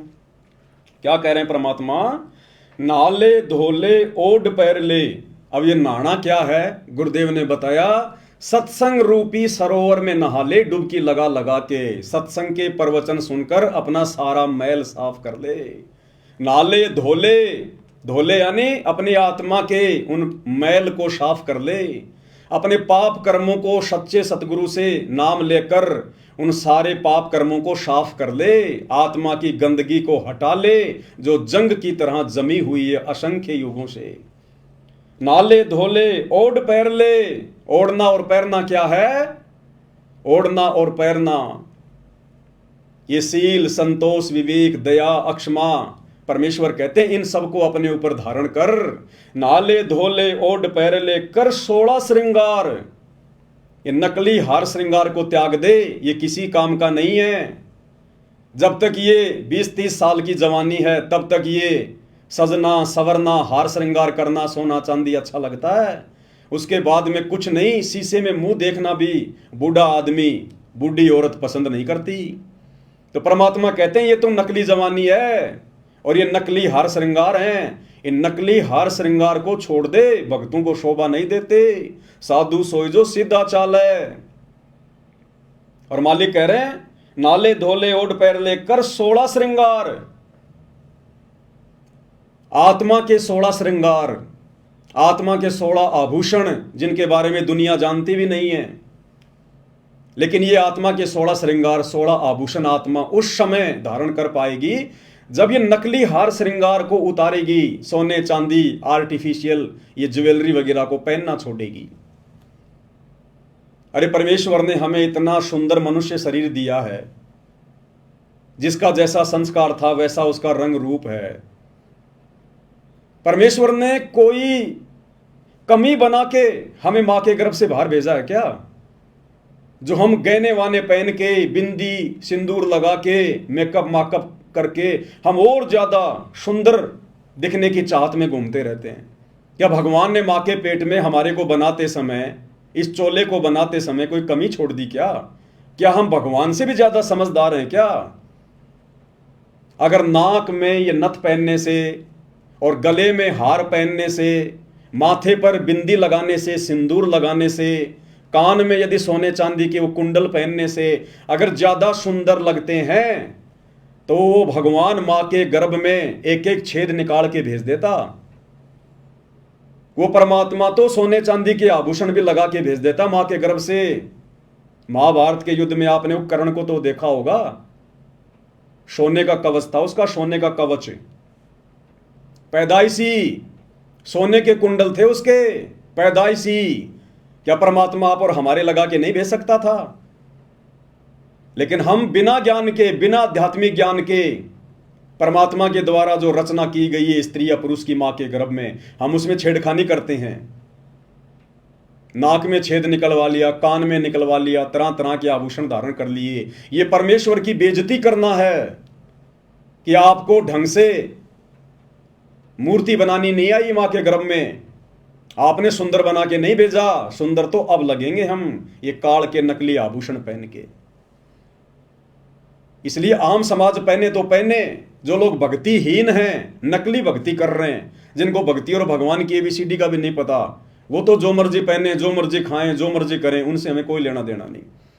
लेकिन जब ये आत्मा सतगुरु की शरण में आ जाती है, जैसे आज धरती पर एकमात्र सतगुरु रामपाल जी, इनकी शरण में आने के बाद फिर हमने नकली आभूषणों को त्यागना पड़ेगा। आत्मा को शब्द के माध्यम से चेता रहे गुरुदेव कि नहा ले, धो ले, ओढ़ पैर ले, कि सत्संग रूपी सरोवर में डुबकी लगा लगा के नहा ले, मल मल के अपना मैल उतार ले। और कल 16 श्रृंगार। अब आत्मा के 16 श्रृंगार कौन से हैं जिनको धारण किए बिना हम अपने सतगुरु को प्यारे नहीं लगेंगे। जैसे आम समाज में स्त्री तरह तरह के श्रृंगार करती है, किस लिए? ताकि मैं अपने पति देव को सुंदर लगूं। इसी प्रकार आत्मा के 16 श्रृंगार भगत ने करने पड़ेंगे, जो 16 श्रृंगार हमें गुरुदेव ने दिए हैं, जो बताए हैं। ये साध संगति का लोगो जो इस लैपटॉप के पीछे लगा हुआ आप जी देख रहे हैं, पीले कलर का, और इस पुस्तक के पीछे भी ये लोगो लगा हुआ है। इस लोगो में 16 श्रृंगार लिखे हुए हैं आत्मा के। और गुरुदेव ने कबीर सागर का सरलार्थ करते समय स्पष्ट रूप से लिख दिया कि जब तक आप मेरे से उपदेश लेकर इन तमाम आत्मा के श्रृंगारों को पूर्णतया अपने ऊपर धारण नहीं करोगे, आप मोक्ष प्राप्ति के योग्य नहीं हो सकते। तो कौन से 16 श्रृंगार हैं? मंत्री जी तो जानते भी नहीं उनके बारे में, जो गुरुदेव ने बताए। सबसे पहला, भक्ति कर निज जीव उबारे, यानी सतगुरु से नाम दीक्षा लेकर ज्ञान को आधार बनाकर भगत का एक ही टारगेट होना चाहिए कि किस प्रकार से मेरा आत्म कल्याण हो, मेरे जीव का कल्याण हो, मैं 84 लाख योनियों में जाने से बचूं। सबसे पहला आभूषण भगत की ये सोच होनी चाहिए, भगत का ये टारगेट होना चाहिए कि भक्ति कर निज जीव उबारे। परमात्मा कहते हैं आत्म प्राण उद्धार ही और धर्म नहीं कोई। अपनी आत्मा का उद्धार करवा ले, इससे बढ़कर दुनिया में कोई धर्म नहीं।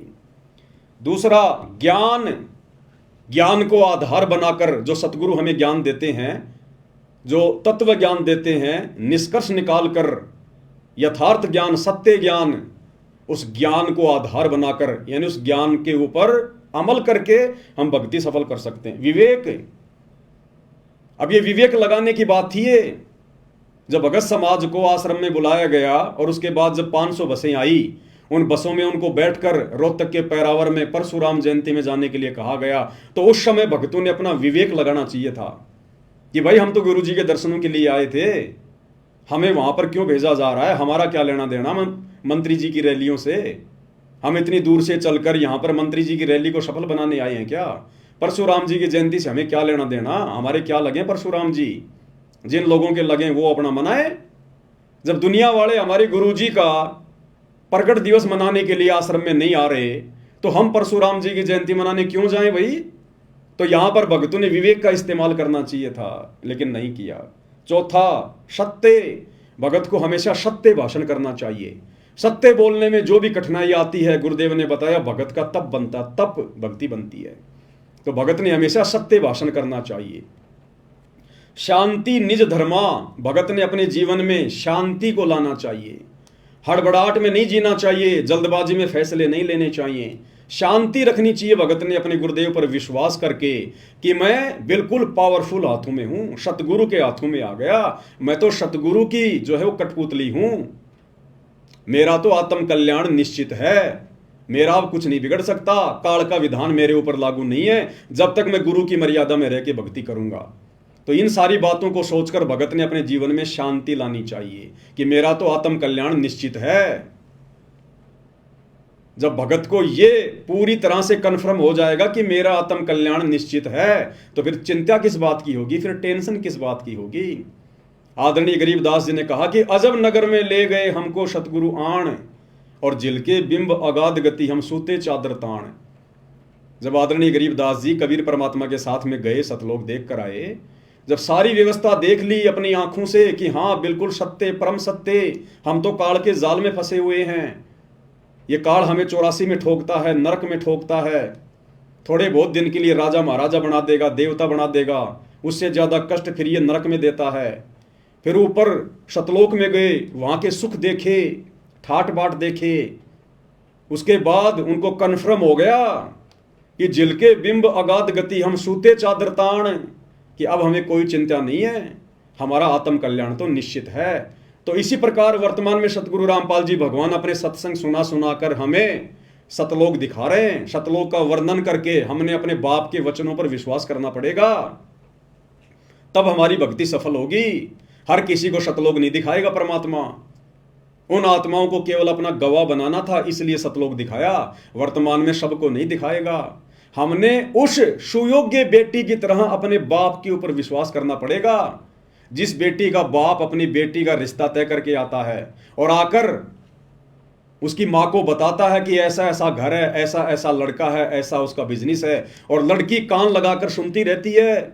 लड़की अपने बाप के ऊपर अविश्वास नहीं करती कि मेरा बाप है, ये मेरे भविष्य का फैसला आंख बंद करके नहीं करेगा।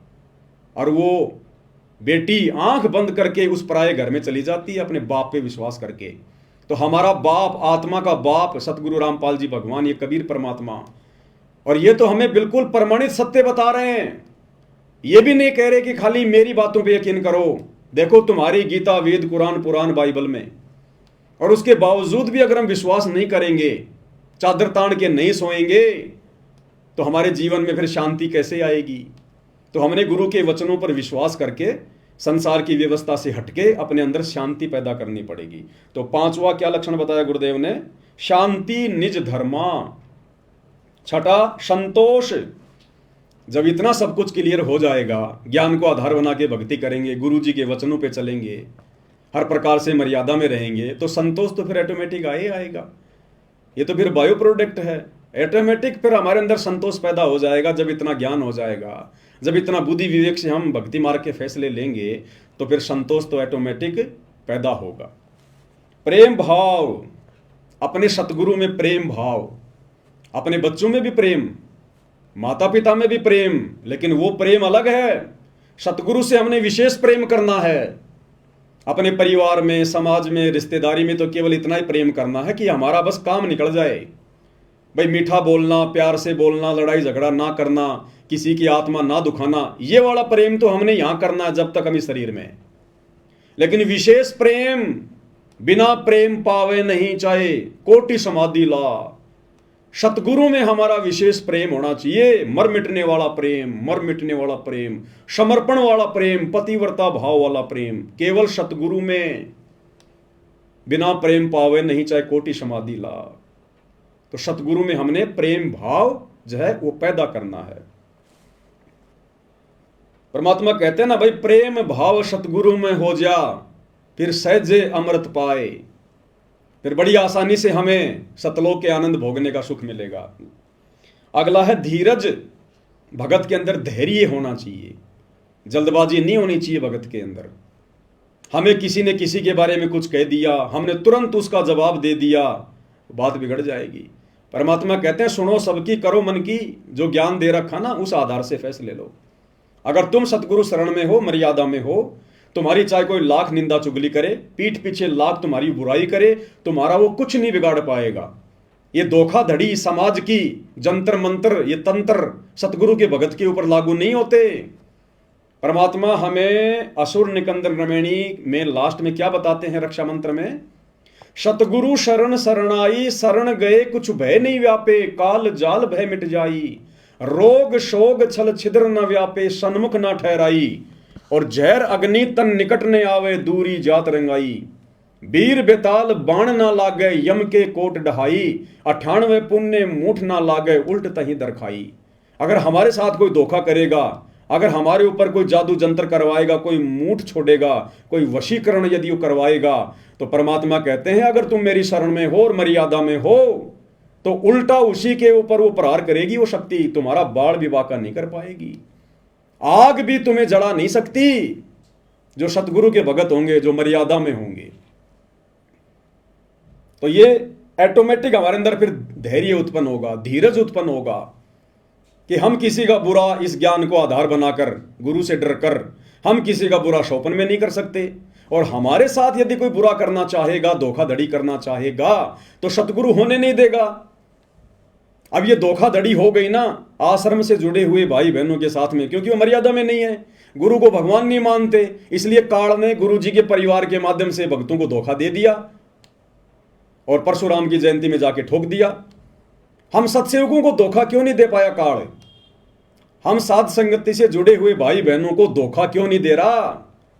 क्योंकि हम गुरु को परमात्मा मानकर मर्यादा में रह के भक्ति कर रहे हैं, तो गुरु हमारे साथ धोखाधड़ी होने नहीं देगा। तो धीरज। अगला है मित्र सम सबको चित धारे, सबको मित्र भाव से देखे। यहां हमारा कोई शत्रु नहीं है। इस तत्व ज्ञान से हमें पता चलेगा कि हमारा पिता एक ही है, कबीर भगवान, जो वर्तमान में सतगुरु रामपाल जी के रूप में धरती पर प्रकट है। और गुरुदेव हमें बारंबार शिक्षा देते हैं कि बच्चों, अगर आपने भक्ति सफल करनी है तो अपने गुरु के, अपने परमात्मा के पद चिन्हों पर चलना पड़ेगा। कबीर खड़ा बाजार में मांगे सबकी खैर, ना काहू से दोस्ती ना काहू से बैर। एक शत्रु एक मित्र है, भूल पड़ी रे प्राण, यम की नगरी जाएगा शब्द हमारा मान। तो गुरुदेव भगवान कह रहे हैं कि बच्चों, अगर तुमने भक्ति पर सफलता प्राप्त करनी है तो अपने गुरु के पद चिन्हों पर चलना पड़ेगा। यहां हमने ना किसी से विशेष कोई मित्रता रखनी है। अगर भगत ने यहां पर किसी के साथ विशेष मित्रता रखी तो परमात्मा कहते हैं कि काल उसको त्रिकुटी पर ठगेगा, उस मित्र के रूप में ठग लेगा उसको।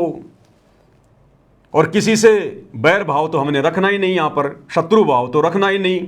शत्रु भाव रखेंगे तो हमारी आत्मा पाक साफ नहीं हो पाएगी, निर्मल नहीं हो पाएगी, फिर भी हम काल के जाल में रह जाएंगे। तो ना हमारा यहां कोई मित्र है, ना हमारा यहां कोई शत्रु है। हमारा एक ही मित्र है, हमारा गुरु, हमारा सतगुरु। तमेव माता च पिता तमेव, तमेव बंधु च सखा तमेव, और तमेव विद्या च द्रविणम तमेव, तमेव सर्व मम देव देव। हमारा केवल एक ही है, सतगुरु, बाकी हम यहां पर लावारिश हैं।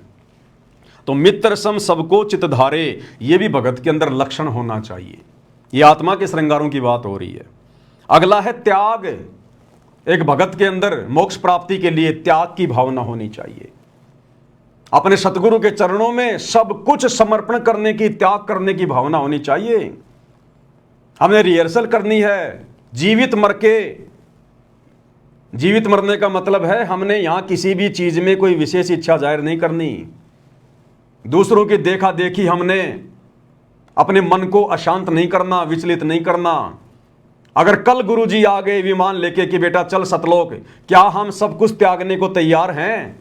क्या हमें इस कदर ज्ञान हो चुका है कि हम इस काल की नश्वर संपत्ति को अपना नहीं मान रहे?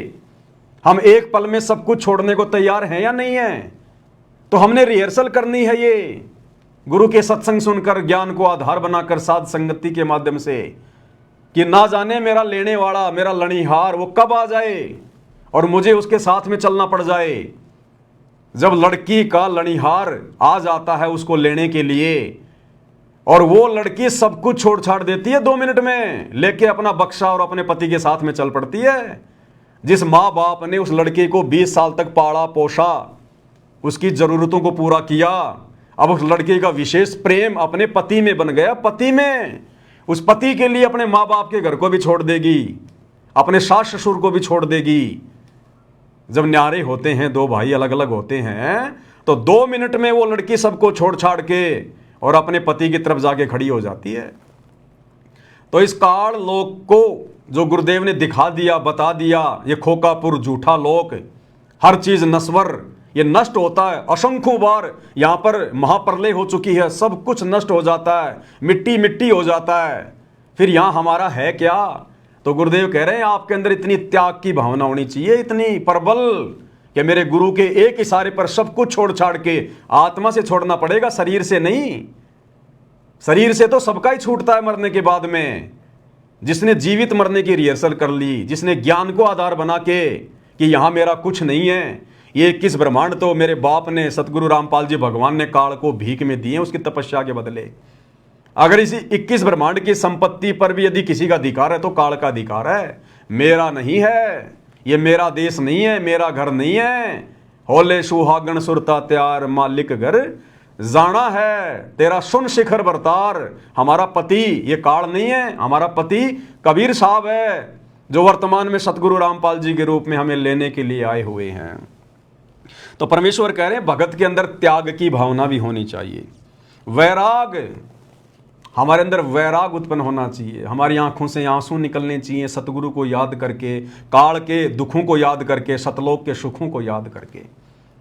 हमारे अंदर वैराग्य उत्पन्न होना चाहिए अपने गुरु जी के प्रति, अपने महबूब के प्रति, कि परमेश्वर आपने कैसे दया बख्शी, अनंत युगों से परमात्मा आप हम नीचों के पीछे भटक रहे हो, हमारे लिए इस गंदे लोक में आकर, जिस लोक की तरफ सतलोक जाने के बाद कोई देखना भी पसंद नहीं करता, आप इस गंदे लोक में आते हो, यहाँ रहते हो, एक पूरा जीवन लीला करते हो, ये परमेश्वर हम नीचों के लिए। तो इन सब बातों को विचार करके अपने गुरु जी के प्रति प्रेम उमड़ना चाहिए, वैराग्य होना चाहिए। निष्कर्मा, भगत ने कोई भी कार्य निष्क्रम भाव से करना चाहिए। लोभ, लालच, छल, कपट, राग, द्वेष भगत के नजदीक भी नहीं होना चाहिए।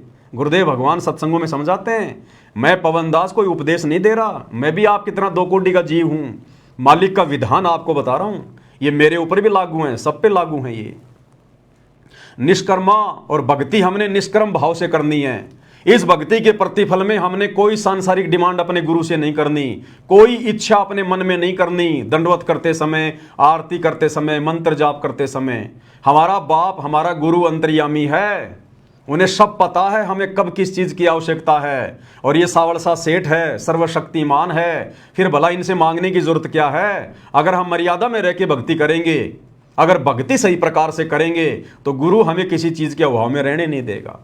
गुरुदेव ने हमें बताया कि बच्चों तुम्हें तो मांगना भी नहीं आता, क्या मांगना चाहिए अपने गुरुदेव भगवान से?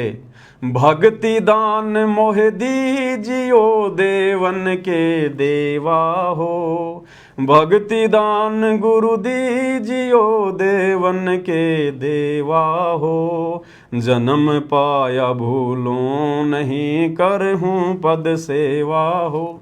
गुरुदेव ने बताया कि तुमने केवल भक्ति मांगनी चाहिए अपने गुरु से, अपने भगवान से, केवल भक्ति। भक्ति में सब कुछ आ गया। गुरुदेव ने एक उदाहरण दिया, एक पिता ने अपने बेटी की शादी कर दी, कुछ समय के बाद में बेटी और उसकी सास का आपस में झगड़ा रहने लगा। तो सास ने अपनी पुत्र वधू के बाप को बुलाया। उसने कहा जी क्यों बुलाया, क्या बात है? बोला जी आपकी जो लड़की है ना इसको ले जाओ आप। बोला जी क्यों, कोई बात भी होगी? बोला जी ये किसी चीज को छोड़ती नहीं है, ये किसी चीज को नहीं छोड़ती है। दही ये खा जाती है, मलाई ये खा जाती है, घी ये खा जाती है, छाछ ये पी जाती है, ये छोड़ती नहीं किसी चीज को। तो उस पिता ने अपनी बेटी से कहा कि बेटी तू एक काम किया कर, तू छिक के दूध पी लिया कर, ये मलाई फलाई घी घा छोड़ दे, तू दूध पिया कर ढंग से। दूध में दही भी आ गया, छाछ भी आ गई, मलाई भी आ गई, मक्खन भी आ गया और घी भी आ गया, तन और कुछ खाने की आवश्यकता नहीं पड़ेगी। तो इसी प्रकार गुरुदेव कह रहे हैं बच्चों तुम मर्यादा में रह के भक्ति कर लो, अपने गुरु के वचन में रह के समाज से संघर्ष करो मर्यादाओं के लिए। तुमने उसके बाद अपने गुरु से या समाज से किसी से कुछ मांगने की जरूरत नहीं पड़ेगी, तुमने हाथ फैलाने की जरूरत ही नहीं पड़ेगी। वो अंतर्यामी तुम्हें समय से पहले देगा, समय से पहले, उसको सब पता है। जब तुम अपने गुरु पर आश्रित हो जाओगे ना, ये जीव अभाव में उसी समय तक रहता है जब तक गुरु के प्रति समर्पित नहीं है। गुरुदेव ने उदाहरण दिया कि एक 6 महीने का बच्चा, साल भर का बच्चा, वो पूर्णतया अपने माता पिता पे जो है वो आश्रित होता है, समर्पित होता है। और माता पिता सर्दी आने से पहले उसके मोजे, जूते, स्वेटर, कोट पहले व्यवस्था कर लेते हैं। उस बच्चे को नहीं पता कि आगे क्या होने वाला है, सर्दी आएगी या गर्मी आएगी या ओले गिरेंगे, लेकिन वो बच्चा अपने माता पिता पे समर्पित है। इसलिए माता पिता को चिंता है, जो जाकी शरणा बसै ताको ताकी लाज, जल स्यों ही मछली चढ़ जाती बह जाते गजराज। तो जब हम अपने गुरुदेव पर आश्रित हो जाएंगे पूर्णतया, फिर देखना ये परमात्मा खुले हाथ से हमें इस गंदे लोक के सुख भी भुगवाएगा। तो हमने केवल भक्ति मांगनी है परमात्मा से, और निष्क्रम भाव से भक्ति करनी है, कोई डिमांड नहीं करनी हमने गुरुदेव से। परमात्मा कहते हैं जब लग भक्ति सह कामना तब लग निष्फल सेव, और कहे कबीर वे क्यों मिले निष्कामी निज देव। जब लग भक्ति सह कामना, जब तक आप इस सतगुरु की भक्ति को मन में किसी प्रकार की डिमांड या इच्छा रख के करते हो, तब लग निष्फल सेव, तुम्हारी पूजा तुम्हारी भक्ति निष्फल है, बेकार है। और कहे कबीर वे क्यों मिले निष्कामी निजदेव, वो परमात्मा तो निष्काम भक्ति करने वालों को प्राप्त होता है, तुम्हें क्यों मिलेगा। तो निष्कर्म भाव से हमने भक्ति करनी है। निर्दोषा धोखा रहित, भगत ने किसी के साथ सौपन में भी धोखा करना तो दूर सोचना भी नहीं है, क्योंकि भगत अगर धोखा करेगा तो आत्मा निर्मल कैसे होगी, सतगुरु प्रसन्न कैसे होगा जो घट में बैठा हुआ है। गंदी जगह में तो फिर सतगुरु बैठेगा ही नहीं, और सतगुरु यदि घट से बाहर निकल गया तो दूसरा कौन है फिर, काल, वो आ बैठेगा, सारे उल्टे काम होंगे फिर। तो निर्दोषा यानी धोखा रहित होना चाहिए भगत को। परमात्मा कहते हैं कबीरा आप ठगाइए और न ठगिए कोई, अरे आप ठगाए सुख होता है, औरों को ठगे दुख होए। अगर हमारे साथ कोई धोखाधड़ी करके हमारे साथ धोखा कर रहा है तो उसमें हमने संतोष करना चाहिए, कोई बात नहीं भाई, परमात्मा और देगा, समर्थ मेरे साथ में है, कोई चीज की कोई कमी नहीं है।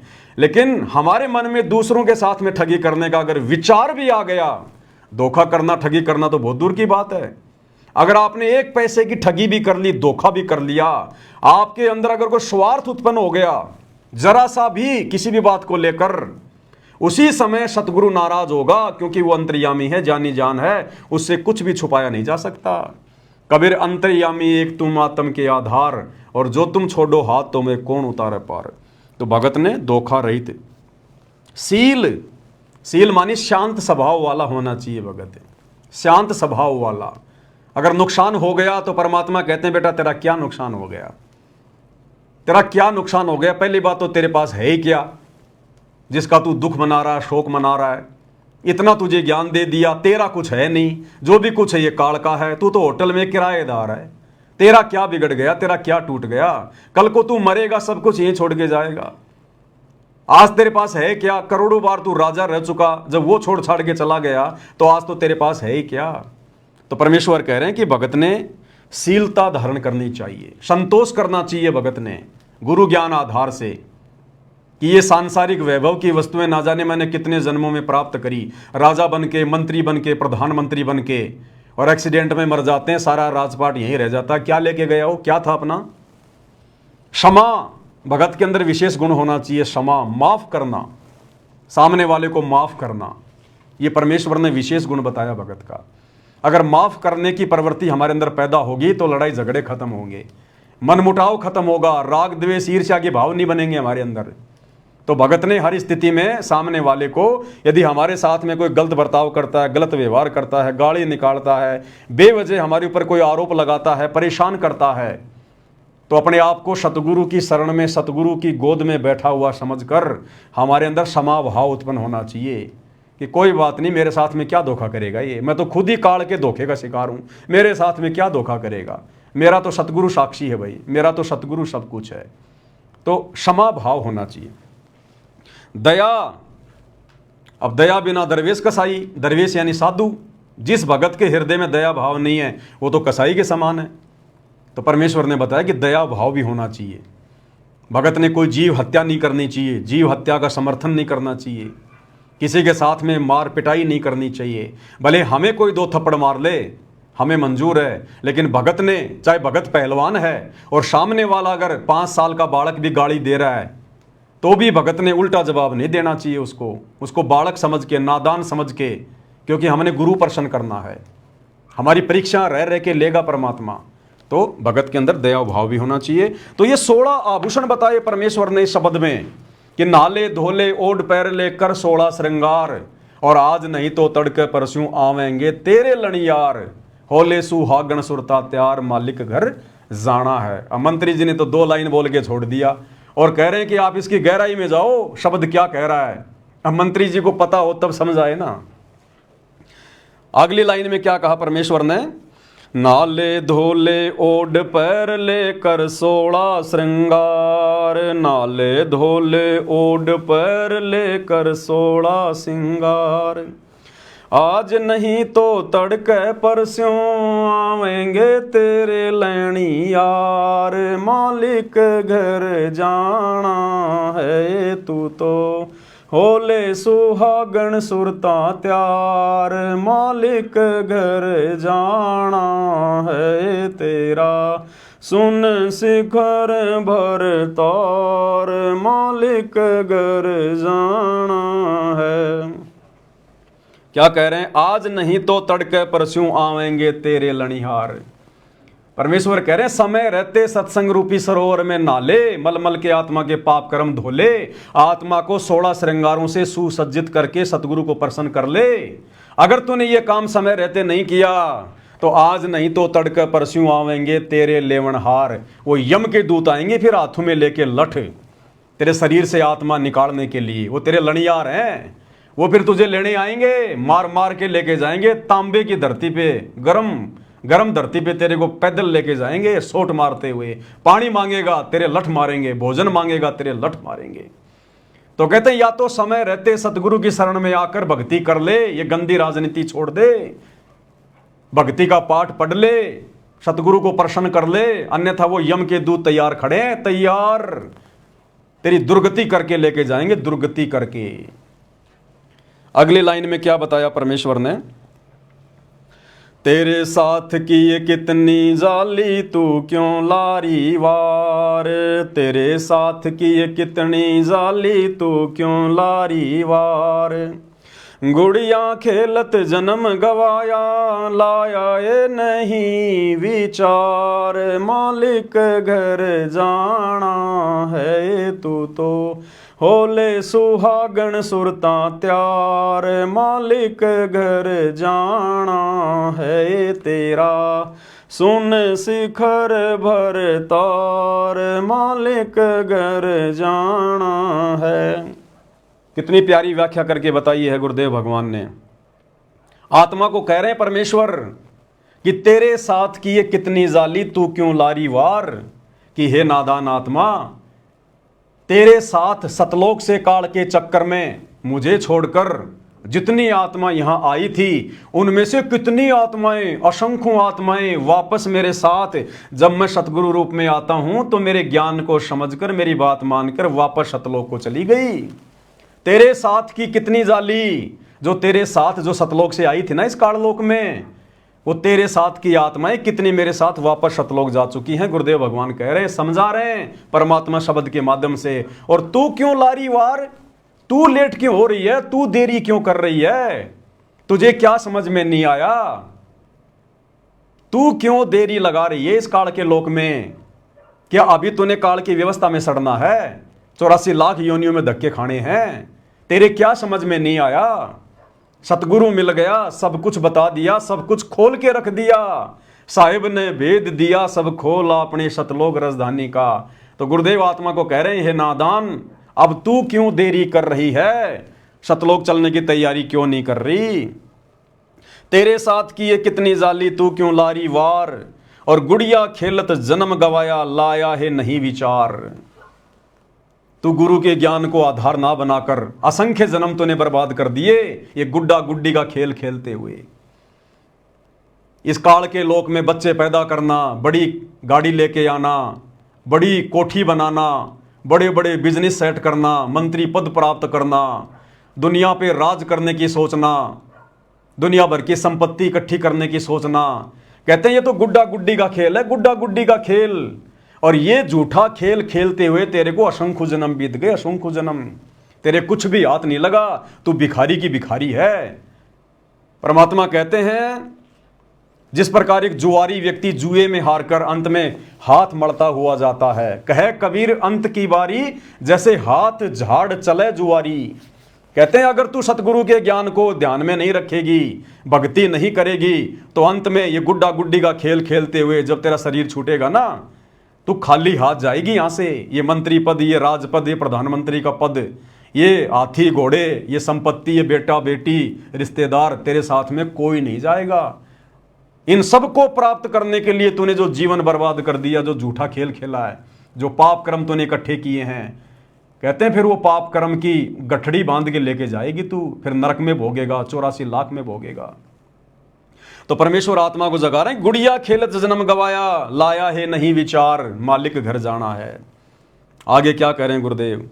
सतगुरु म्हारे बाणिया है करते बिणज व्यवहार। सतगुरु म्हारे बाणिया है करते बिणज व्यवहार। बिन डांडी बिन पालड़े है तोल दिया संसार। मालिक घर जाना है तू तो होले सुहागण सुरता त्यार। मालिक घर जाना है तेरा सुन शिखर भर तार। मालिक घर जाना है। सतगुरु म्हारे बाणिया है करते बिणज व्यवहार। जो बाणिया होता है, जो लालाजी होता है ना, सेठ वैश्य, वो किस तरह से अपना व्यापार करता है। वो ठगी का काम नहीं करता, एक एक पैसे का हिसाब रखता है। तो कहते हैं हमें जो सतगुरु मिल गए ना, वो बाणिये की तरह हैं और भक्ति रूपी ये बिणज कर रहे हैं। भक्ति का सौदा करने आए सतगुरु। भक्ति मुक्ति के दाता सतगुरु भटकत प्राण फिरंदा। उस साहिब के हुक्म बिना नहीं तरवर पात फिलंदा। तो हमारे सतगुरुदेव ने, हमारे भगवान ने आज ये भक्ति रूपी सौदा बिल्कुल खरा खरा कर दिया। खरा खरा सारे धर्मशास्त्रों का निष्कर्ष निकाल के रख दिया, निचोड़ निकाल के रख दिया। हर धर्म के मानने वाले के धर्मशास्त्रों का खरा खरा सौदा कर दिया। सतगुरु म्हारे बाणिया है करते बिणज व्यवहार। तो ये भक्ति रूपी व्यापार परमेश्वर ने बिल्कुल ऐसा कर दिया है कि 9 मन सूत उलझिया ऋषि रहे जकमार। और सतगुरु ने ऐसा सुलझा दिया, अब उलझे न दूजी बार। जो भक्ति मार्ग के उलझे हुए रहस्यों को धर्मशास्त्रों से सतगुरु रामपाल जी ने सत्संग कर करके सुलझा दिए, सत्संग बना बना के छोड़ दिए। इस कलयुग में नहीं उलझेगा। हाँ, अगर किसी की नीयत नहीं है भक्ति करने की, पार होने की, वो बात अलग है। बाकी सतगुरु ने कोई कमी नहीं छोड़ी भक्ति रूपी व्यापार करने में। हर चीज को बिल्कुल क्लियर आईने की तरह कर दिया कि भैया तुमने देख लो, अब ये तो है काल, ये है 21 ब्रह्मांड, ये है नकली लोक, और तुम सतलोक में रहा करते थे। सृष्टि रचना के माध्यम से बता दिया तुम क्या सुख भोगा करते थे और कैसे तुम काल के साथ नीचे आए, कैसे आज तुम्हारी दुर्गति हो रही है। एक जन्म में तुम्हारे को इंसान बना दिया, स्त्री या पुरुष। तुम सारे दुखों को भूल जाते हो, गधे कुत्ते सुअर वालों को, हैं, मगन हो जाते हो तुम। जब सतगुरु आता है तो तुम सुनते नहीं, फिर अगले जन्म में गधे कुत्ते बन के फिर तुम रोते हो। फिर तुम्हारा बाप तुम्हारे लिए बार बार यहाँ आता है, भटकता है, तुम्हारे दुख में वो स्वयं भी दुखी होता है। तो परमेश्वर कहते हैं कि मैंने तो सब कुछ निष्कर्ष निकाल के दे दिया, अब तेरी इच्छा, तुझे काल की व्यवस्था में सड़ना है या मेरे साथ में सतलोक चलना है। बिन डांडी बिन पालड़े तोल दिया संसार। बिना डांडी बिना पालड़े के। बढ़िया तो डांडी और पालड़े से तोलता है, गुरुदेव ने तो बिना डांडी और पालड़े के अपने आध्यात्मिक ज्ञान से, अपने तत्व ज्ञान से नीर खीर का निवेरा कर दिया गुरुदेव ने। तो कहते हैं सतगुरु म्हारे बाणिया है करते बिणज व्यवहार। बिन डांडी बिन पालड़े है तोल दिया संसार। मालिक घर जाना है। ब्रह्मा विष्णु महेश की क्या स्थिति है, देवी देवताओं की क्या स्थिति है। तुम्हारे को एक बार मनुष्य जन्म मिलता है, फिर 84 लाख योनियों का चक्कर काटना पड़ेगा, भयंकर कष्ट उठाने पड़ेंगे, गधे के शरीर में, सुअर के शरीर में टट्टी खाना पड़ेगा। ऐसी दुर्गति करेगा, राजा बनोगे, सैनिक बनोगे, तुम्हारी गर्दनें कटेंगी, युद्ध होंगे, फिर कुत्ते बनोगे, तुम्हारे सर में कीड़े पड़ेंगे। तो गुरुदेव ने बिन डांडी बिन पालड़े के पूरा अध्यात्म बिल्कुल क्लियर कर दिया। लास्ट में क्या कह रहे हैं गुरुदेव भगवान, सुन सिकर में सेज पिया की हंस हंस कर ले प्यार। सुन सिकर में सेज पिया की हंस हंस कर ले प्यार। कहें कबीर सुनो मेरी सजनी, लूटो न अजब बहार। मालिक घर जाना है तू तो होले सुहागण सुरता त्यार। मालिक घर जाना है तेरा सुन शिखर भर तार। मालिक घर जाना है। सुन शिखर में सेज पिया की। सुन शिखर सबसे ऊपर, टॉप मोस्ट पहले सतलोक, कहते हैं वहां पर तेरे पिया की, तेरे गुरु की, तेरे भगवान की सेज है, उसका सिंहासन है वहां पर। और हंस हंस कर ले प्यार, अपने गुरुदेव के लाड लड़ा वहां पर। जितना मर्जी सुख भोग, जितने मर्जी दर्शन कर, तू वहां स्वतंत्र है। वहां कोई पढ़ाई नहीं, कोई लिखाई नहीं, कोई काम धंधा नहीं, कोई रोग नहीं, कोई बीमारी नहीं, कोई छल कपट नहीं, कोई वहां पर कोई गरीबी नहीं, कोई दारिद्रता नहीं, कोई लड़ाई झगड़ा करने वाला नहीं, कोई मुकदमाबाजी करने वाला नहीं, शरीर में रोग नहीं, अखंड सुख है वहां पर। ना ये शरीर वहां बूढ़ा होता, ना वहां पर मृत्यु होती। केवल एक बार जन्म होगा आत्मा का सतगुरु की शब्द शक्ति से, उसके बाद ये आत्मा युवा अवस्था में आ जाएगी, फिर सदा युवा ही रहेगी। ना वो आत्मा कभी मरेगी, ना आत्मा का विनाश होगा, और ना ऊपर के चारों लोकों का कभी विनाश होगा। तो परमेश्वर कहते हैं कि सुन शिखर में सेज पिया की हंस हंस कर ले प्यार, और कहे कबीर सुनो मेरी सजनी, लूटो न अजब बहार, मालिक घर जाना है। कहे कबीर सुनो मेरी सजनी, यानी हम आत्मा है, वो हमारा बाप, हमारा परमात्मा है, वो हमारा सजना है, हम उसकी सजनी हैं, वो हमारा महबूब है, हम उसकी प्रियतमा हैं। आत्मा और परमात्मा का अभेद संबंध है। तो परमेश्वर प्यार में, लाड़ में कह रहे हैं, कहे कबीर सुनो मेरी सजनी, है मेरी प्यारी आत्मा, लूटो न अजब बहार, अजब बहार। जो सुख यहां तुम्हें महासुरग में भी देखने को नहीं मिलेंगे, छींट भी नहीं है, वो सुख तुम्हें, अखंड सुख तुम्हें सतलोक में मिलेंगे वहां पर। तो कहते हैं चलो निकलो इस गंदे लोक से। तो इस शब्द के माध्यम से परमेश्वर कबीर जी ने हमें यह समझाना चाहा, हमें यह संदेश देना चाहा। अब इस शब्द की गहराई को यदि कोई मंत्री जी समझ जाए तो क्या वो ये राजपद स्वीकार करेगा क्या, जिस राजपद में निरेक जो है वो कर्म फोड़ने के अलावा दूसरा कुछ भी नहीं है। कितनी झूठ बोलनी पड़ती है, कितने झूठे वादे इरादे करने पड़ते हैं, सारा दिन टेंशन में, और मिलता अंत में कुछ नहीं भैया, मिलता अंत में कुछ नहीं है। 10 15 20 साल राज कर लो, उसके बाद क्या करोगे, खुद के बच्चों से सेवा कराने के काबिल भी नहीं रहोगे बिना भक्ति के। ये दुर्गति होगी फिर अंत में। पार्कों में अकेले बैठे रहोगे, कोई तुम्हें नमस्ते करने वाला भी नहीं मिलेगा।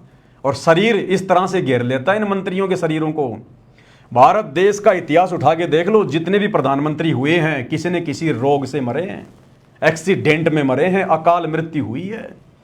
बिना सत भक्ति के आज हमारे भारत देश के इतिहास में जितने भी संत महात्मा हुए हैं, बड़े बड़े ऋषि मुनि हुए हैं, आज इतिहास उठा के देख लो, सबकी दुर्गति से मौत हुई है, सबकी दुर्गति से। दास इसके ऊपर पहले वीडियो बना चुका है।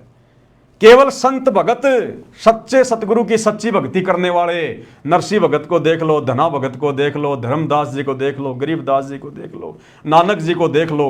परमेश्वर ने उनका ऐसे शरीर छुड़वाया जैसे पका हुआ आम जरा सी हवा लगते नीचे गिर जाता है। उनको कष्ट नहीं उठाना पड़ता, हाय हाय नहीं करनी पड़ती।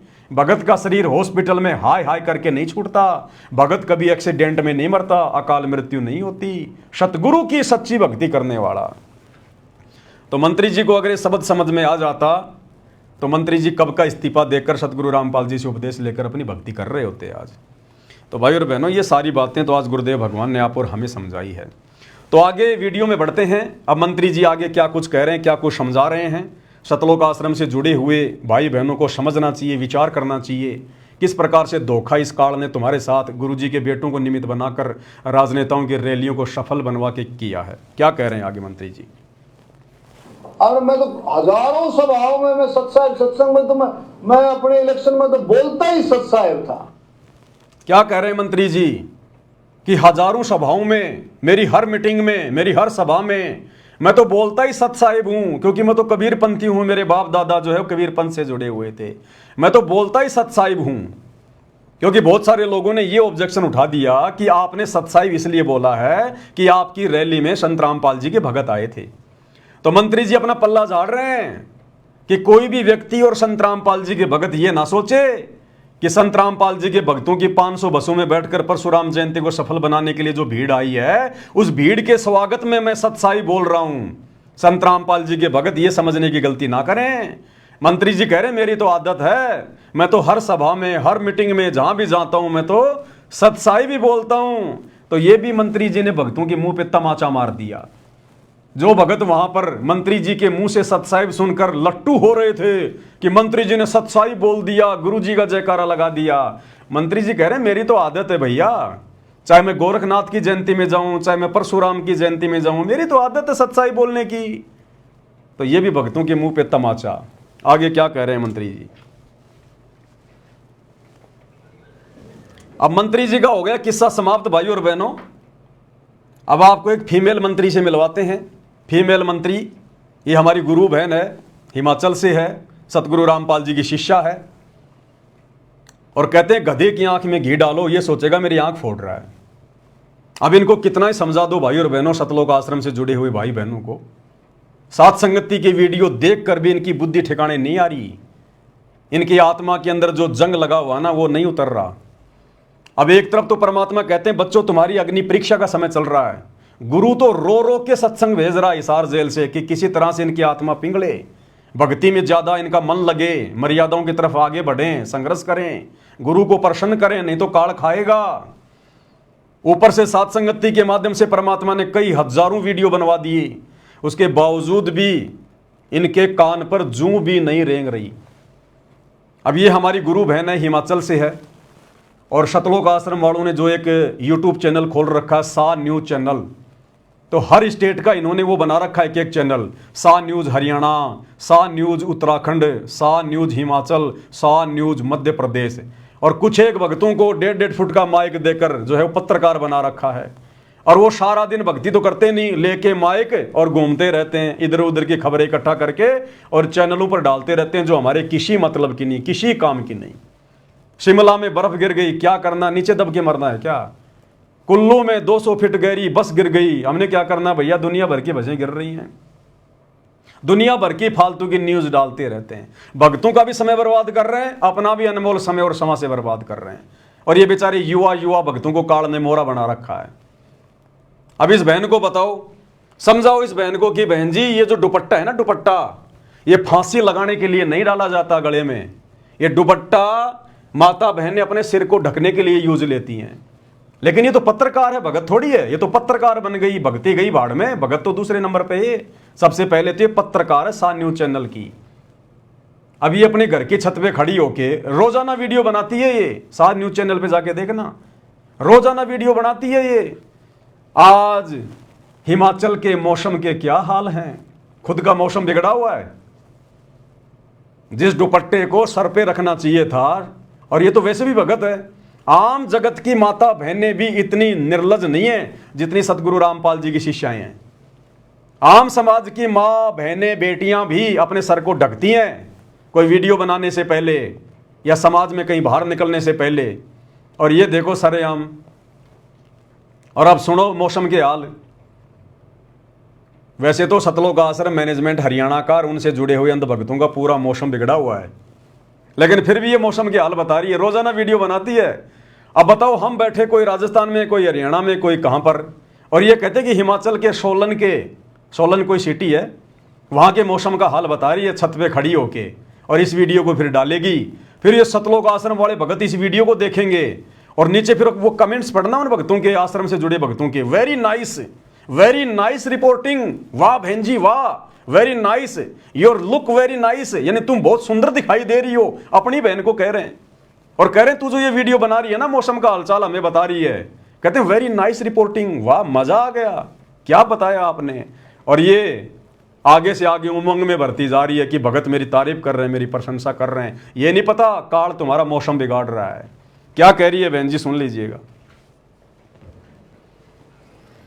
ऐसे न्यूज हिमाचल प्रदेश देख रहे तमाम दर्शकों को मेरा नमस्कार। नमस्कार। मैं दीपशिखा हाजिर हूं आप सभी के सामने। दर्शकों, आप सभी को बताएंगे कि आज और आने वाले आगामी दिनों में मौसम किस प्रकार से बना रहेगा। अच्छा। सुबह के बज चुके हैं 7 और हम आपके साथ लाइव जुड़े हैं सोलन शहर से जी। अगर बात करें कल की मौसम की, तो कल का मौसम पूरी तरह से साफ था, लेकिन जो आज का मौसम है, आज सुबह बहुत तेज वर्षा हुई है। अगर आप करें इस समय जो सोलन शहर की जो ताजा तस्वीरें हैं वो हम आपको दिखाते हैं। दिखाओ। जो सोलन शहर का जो ताजा मौसम है वो इस प्रकार से बना हुआ है। कैसे? जो आसमान में है वो बादल गरज रहे हैं। अच्छा। आप देख सकते हो सोलन शहर की ये ताजा तस्वीरें। अच्छा। मौसम इसी प्रकार से अपना रुख कल से बदल रहा है। अच्छा। आप देख सकते हो कि मेघ गर्जन हो रही है। अच्छा। और जो धीमी धीमी हल्की सी फुहारे बारिश भी लगना शुरू हो चुकी है। अच्छा। चारों तरफ बादल छाए हुए हैं। अच्छा। साथ ही में आप देख सकते हो कि दिखाओ। धीमी सी धूप भी आ रही है। अच्छा। लेकिन अगर सुबह की बात करें तो सुबह बहुत तेज वर्षा सोलन शहर में हुई है। दर्शकों, जिस प्रकार हिमाचल प्रदेश में आजकल मौसम का दौर चला हुआ है, मई का जो पूरा महीना है वो बारिश में निकल गया है। मई का पूरा महीना बारिश में निकल गया। बताओ, पूरा महीना बारिश में निकल गया मई का। तो सुना आपने सतलोक आश्रम से जुड़े हुए भाई बहनों की रिपोर्टिंग। ये कर रहे हैं, ये भक्ति नहीं कर रहे। इनके खुद का भक्ति वाला मौसम बिगड़ा हुआ है और दुनिया को सोलन के मौसम की जानकारी दे रही है। अरे क्या करना हमने यार। अरे हम भक्तों ने क्या लेना देना इस मौसम का। ये तो ऐसे चलता रहता है, सृष्टि का नियम है। ये दुनिया भर के टीवी चैनल रात दिन यही तो दिखाते हैं। तुम भी उन्हीं चीजों में फंस गए। तो ये है सतलोक आश्रम से जुड़े हुए भगत भाई बहनों का मौसम। अब बताओ भाई और बहनों, भक्ति कहाँ है? कहाँ है भक्ति? फालतू के वीडियो, दुनिया भर की बकवाद। कितने भक्तों का समय बर्बाद होगा, कितने भक्तों की सांसें बर्बाद होंगी इन फालतू की वीडियो को देख के, और मिलेगा क्या? अरे भगत बैठा राजस्थान की गर्मी में और सोलन में गिर रही है बर्फ, उसका तो मन दुखी होगा कि राजस्थान में क्यों नहीं गिर रही। ये बहन तो बड़े आनंद ले रही है बर्फ के। ओह, मीठी मीठी फुहारे गिर रही है ऊपर से। बहन कह रही है कि आज का मौसम बादल गरज रहे हैं, तो बादल भौंकेंगे क्या? अरे बादल गरजते तो हैं, भौंकते थोड़ी। ऐसी तो ये रिपोर्टिंग कर रहे हैं। बताओ, अभी भक्ति, बताओ क्या ड्रामेबाजी हो रही है भाई और बहनों। ये काल तुम्हारा मौसम बिगाड़ देगा आने वाले समय में। क्या बताएं भाई और बहनों, बहुत लंबी चौड़ी कहानी है। अब आज की वीडियो को परमात्मा की दया से हम यहीं समाप्त करेंगे, क्योंकि भाई और बहनों, परमात्मा कहते हैं समझों की मति न्यारी, साधो समझों की मति न्यारी। जो गुरु से ज्ञान को समझ चुके हैं ना, उनको तो चिंता हो गई अपने आत्म कल्याण की। इस प्रकार के फालतू की वीडियो बनाना, फालतू की बातें करना, राजनीति की रैलियों में धक्के खाना, वो भगत बिल्कुल शौपन में भी नहीं सोचेगा। कहते हैं संतो समझों की मति न्यारी। जो समझदार हो गए ना भगत, उनकी तो बुद्धि का लेवल ही अलग हो जाता है, उनके विचार ही अलग हो जाते हैं अध्यात्म में। चिंता लगी रहती है 24 घंटे, मीठी मीठी, कि हे भगवान कोई मर्यादा ना टूट जाए, मेरा गुरु मुझसे रुष्ट ना हो जाए। मैंने एक बार सतलोक में रुष्ट किया था, कितनी लंबी सजा भोग रहा हूं, और आज बड़ी मुश्किल से मेरा दाव लगा है। अगर गुरु जरा भी नाराज हो गया तो मेरा मौसम बिगड़ जाएगा फिर। और एक बार मौसम बिगड़ा और बिगड़ा, फिर 84 लाख योनियों में फिर बिगड़ता ही चला जाएगा। तो भाई और बहनों, दया है परमात्मा की, पूज्य गुरुदेव भगवान की। परमेश्वर ने दास को थोड़ा सा समय दिया लाइव आने के लिए, भगत भाई बहनों के साथ में ज्ञान आधार से चर्चा करने के लिए। दास इस काबिल तो नहीं है, योग्य तो नहीं है, लेकिन गुरुदेव भगवान जिसके साथ होता है तो परमात्मा थोड़ी बहुत फूफा अपने भगत के ऊपर भी दया कर देता है। उनके आशीर्वाद से, उनकी छत्र छाया से ये सब कुछ होता है। एक छोटी सी बात, विशेष बात, क्योंकि जब मेरे सामने इस प्रकार की बातें आती हैं तो किसी भगत भाई बहन को कोई भ्रमणा ना हो जाए, इसलिए उसका समाधान करना बहुत ज़रूरी होता है। दास कल परसों लाइव देख रहा था एक भगत जी का, मध्य प्रदेश से, नाम मुझे पता नहीं, 2-3 भगत मिलकर लाइव आ रहे थे। मैंने भी उसमें थोड़ा सा कमेंट्स किया था कि भाई ठीक है, लगे रहो इसी प्रकार से। तो वो भगत जी कह रहे थे अपने लाइव में कि जो पवन भगत जी हैं, आप उनको छोटी मोटी आत्मा मत समझना, कोई छोटी मोटी शक्ति मत समझना। पवन भगत जी को गुरुजी ने अपनी विशेष जो शक्तियां हैं, जो पावर है, वो दे रखी हैं। तो भाई और बहनों देखो, भावनाओं में आके भगत कुछ भी कह सकता है। हालांकि भगतों को इस प्रकार से नहीं बोलना चाहिए, क्योंकि ये कलयुग की बिचली पीढ़ी का समय है और ना परमात्मा ने आज से पहले अपनी शक्तियां किसी को दी। अगर भगवान अपनी शक्तियां देगा तो फिर दूसरा ना फिर भगवान हो जाएगा। हम जीव हैं, जीव ही रहेंगे। आशीर्वाद दे के परमात्मा जो मर्जी अपना काम करवा ले। 650 साल पहले बनारस के तोताद्री शहर में परमात्मा ने पंडितों के भंडारे में भैंसे राम को आशीर्वाद देकर वेद मंत्र बुलवा दिए, संस्कृत में और हिंदी में अनुवाद भी करवा दिया। तो क्या भैंसा राम भगवान बन गया? कोई विशेष शक्ति आ गई भगवान की? तो ये हमारी गलती है, हमारी कमजोरी है। जो भाई लाइव आ रहा था, ये बातें बोल रहा था, उसने अपनी गलती की गुरुदेव से माफ़ी मांगनी चाहिए दंडोत करके। कोई शक्ति नहीं है किसी के अंदर भाई और बहनों, हम जीव हैं 2 कोड़ी के। अगर कोई शक्ति आ गई ना तो यहाँ पर गुब्बारे की तरह जीव फूल जाएगा, भक्ति और भगवान 2 मिनट में भूल जाएगा वो। गुरुदेव ने हमें क्या बताया कि बच्चों 24 सिद्धियां हैं, जब तुम ये भक्ति करोगे, मर्यादाओं में रहोगे, गुरु को इष्ट मान के भक्ति करोगे, तो ये सिद्धियां ऑटोमेटिक तुम्हारे अंदर काम करना शुरू कर देंगी। तुमने सिद्धियों का कोई प्रयोग नहीं करना है। अगर तुम्हारी कोई अगर खुल भी जाए कोई अगर वो कमल वमल, तो भी तुमने सिद्धियों का प्रयोग नहीं करना, नहीं तो भक्ति नष्ट कर दोगे। गुरुदेव ने बताया तुम मर्यादा में रह के भक्ति करते रहो। इस शरीर में ऐसा सिस्टम फिट कर रखा है गुरुदेव ने, ये सिद्धियां ऑटोमेटिक हमारे ऊपर काम करेंगी। अरे आज ये सिद्धियां काम कर रही हैं तभी तो हम भक्ति कर रहे हैं, मर्यादा में रह के कर रहे हैं, समाज से संघर्ष कर रहे हैं। आश्रम वालों की सिद्धियां काम नहीं कर रही, देखो कैसे काल इनको ठग रहा है। आप और हमारी सिद्धियां काम कर रही हैं, सिद्धियां हमें डगमग नहीं होने दे रही, सिद्धियां हमें संघर्ष करने की प्रेरणा दे रही हैं। ये सिद्धियां तो हैं, सिद्धियां मतलब सतगुरु का आशीर्वाद। तो 24 प्रकार से गुरुदेव ने अपना आशीर्वाद दे रखा भगत को। तो गुरुदेव का आशीर्वाद यानी उनकी वो सिद्धियां, वो शक्तियां ऑटोमेटिक उस भगत के साथ हो जाएंगी, उसकी सहयोगी हो जाएंगी भक्ति मार्ग में। जो भगत गुरु को इष्ट मान के मर्यादा में रह के भक्ति करेगा, ये ऑटोमेटिक सिस्टम है ये। तो वैसे कोई शक्तियां वक्तियां नहीं है भाई और बहनों, इस बहम में ना रहना। बोलने को कोई कुछ भी बोल सकता है, सब स्वतंत्र हैं, लेकिन ये सिद्धियां ऑटोमेटिक काम करेंगी, सब में काम करेंगी। और जिस जिसका परमात्मा ने मोक्ष करना होगा उन सब के अंदर ये सिद्धियां काम करेंगी और कर रही है वर्तमान में। सभी सत्सेवक भाई बहनों में सिद्धियां काम कर रही हैं। तभी तो इतनी उलझनों के बाद भी हमारे को कितने धर्म संकटों में डाला गया। साथ संगति से जुड़े हुए भगत भाई बहनों के ऊपर कितना दबाव, कितना प्रेशर, गुरुजी से हमारे ऊपर मुकदमे लगवा दिए गए। जिस गुरु को परमात्मा मान के हम भक्ति कर रहे हैं, अपना सब कुछ छोड़ दिया, उस गुरु से हमारे ऊपर मुकदमे करवा दिए और हमारे अंदर गुरु के प्रति -1% भी कोई दोष नहीं आया। तो ये सिद्धियां तो काम कर रही हैं हमारे अंदर। हमें जेल करवा दी, हमारे साथ मार पिटाई होती है, हमें गुरुद्रोही घोषित करवा दिया। हम घर वालों के साथ में संघर्ष कर रहे हैं, बहनें अपने पति के साथ में कर रही हैं, पत्नियां जो है अपने पति के साथ में कर रही हैं विषय वासनाओं को लेकर। ये सिद्धियां तो काम कर रही हैं, गुरु का आशीर्वाद ही तो काम कर रहा है। अन्यथा आप जी संघर्ष कर सकते हो क्या? हम भक्ति मार्ग पर एक कदम भी नहीं चल सकते। आग लगी हुई है भयंकर रूप से। परमात्मा कहते हैं आग लगी आकाश में, झड़ पड़े अंगार, संत ना होते धरती पर जल मलता संसार। ये पूरी दुनिया ब्रह्मा विष्णु महेश तक, ये देवी देवता तक विषय वासनाओं की आग में जल रहे हैं। और आप और हमें परमात्मा इस गंदे लोक में जहां पर इस आग से बचना नामुमकिन, बड़े बड़े ऋषि संत महात्मा नहीं बच पाए, दुर्वासा जैसे नहीं बच पाए, विश्वामित्र जैसे नहीं बच पाए, और आप और हम 2 कोटि के जीव जिनकी कोई औकात नहीं, आज हमें परमात्मा बचा रहे हैं। तो ये सिद्धियां तो काम कर रही हैं ऑटोमेटिक, भगवान की शक्तियां तो काम कर रही हैं। तो अकेले पवनदास में थोड़ी काम कर रही हैं, तो सब में काम कर रही है, हजारों में काम कर रही हैं। जिसने अपने गुरु को अपना बाप मान लिया वो हाथ अपना रख दे सर पर, जिसने मान गुरु को बाप लिया। जब वो हाथ रख देगा, आशीर्वाद दे देगा, तो सिद्धियां ऑटोमेटिक काम करेंगी। तो सब में सिद्धियां काम कर रही हैं। स्पेशल परमात्मा किसी को कोई सिद्धियां विधियां नहीं देने वाला। यहाँ पर सिद्धियां दे दे के बिगड़ गए। गोरखनाथ को दी सिद्धियां, उसकी भक्ति के प्रतिफल में बिगड़ गया। देख लो, दुर्वासा को दी उसने सिद्धियां, 56 करोड़ यादव मार डाले, कितने उसने पाप कर्म उसने मोल ले लिए। जिन जिनको भगवान ने सिद्धियां दी उनके भक्ति के प्रतिफल में अब वो गधे कुत्ते सुअर बन के हांड रहे हैं, कहीं अपना मनुष्य जीवन बर्बाद कर गए वो।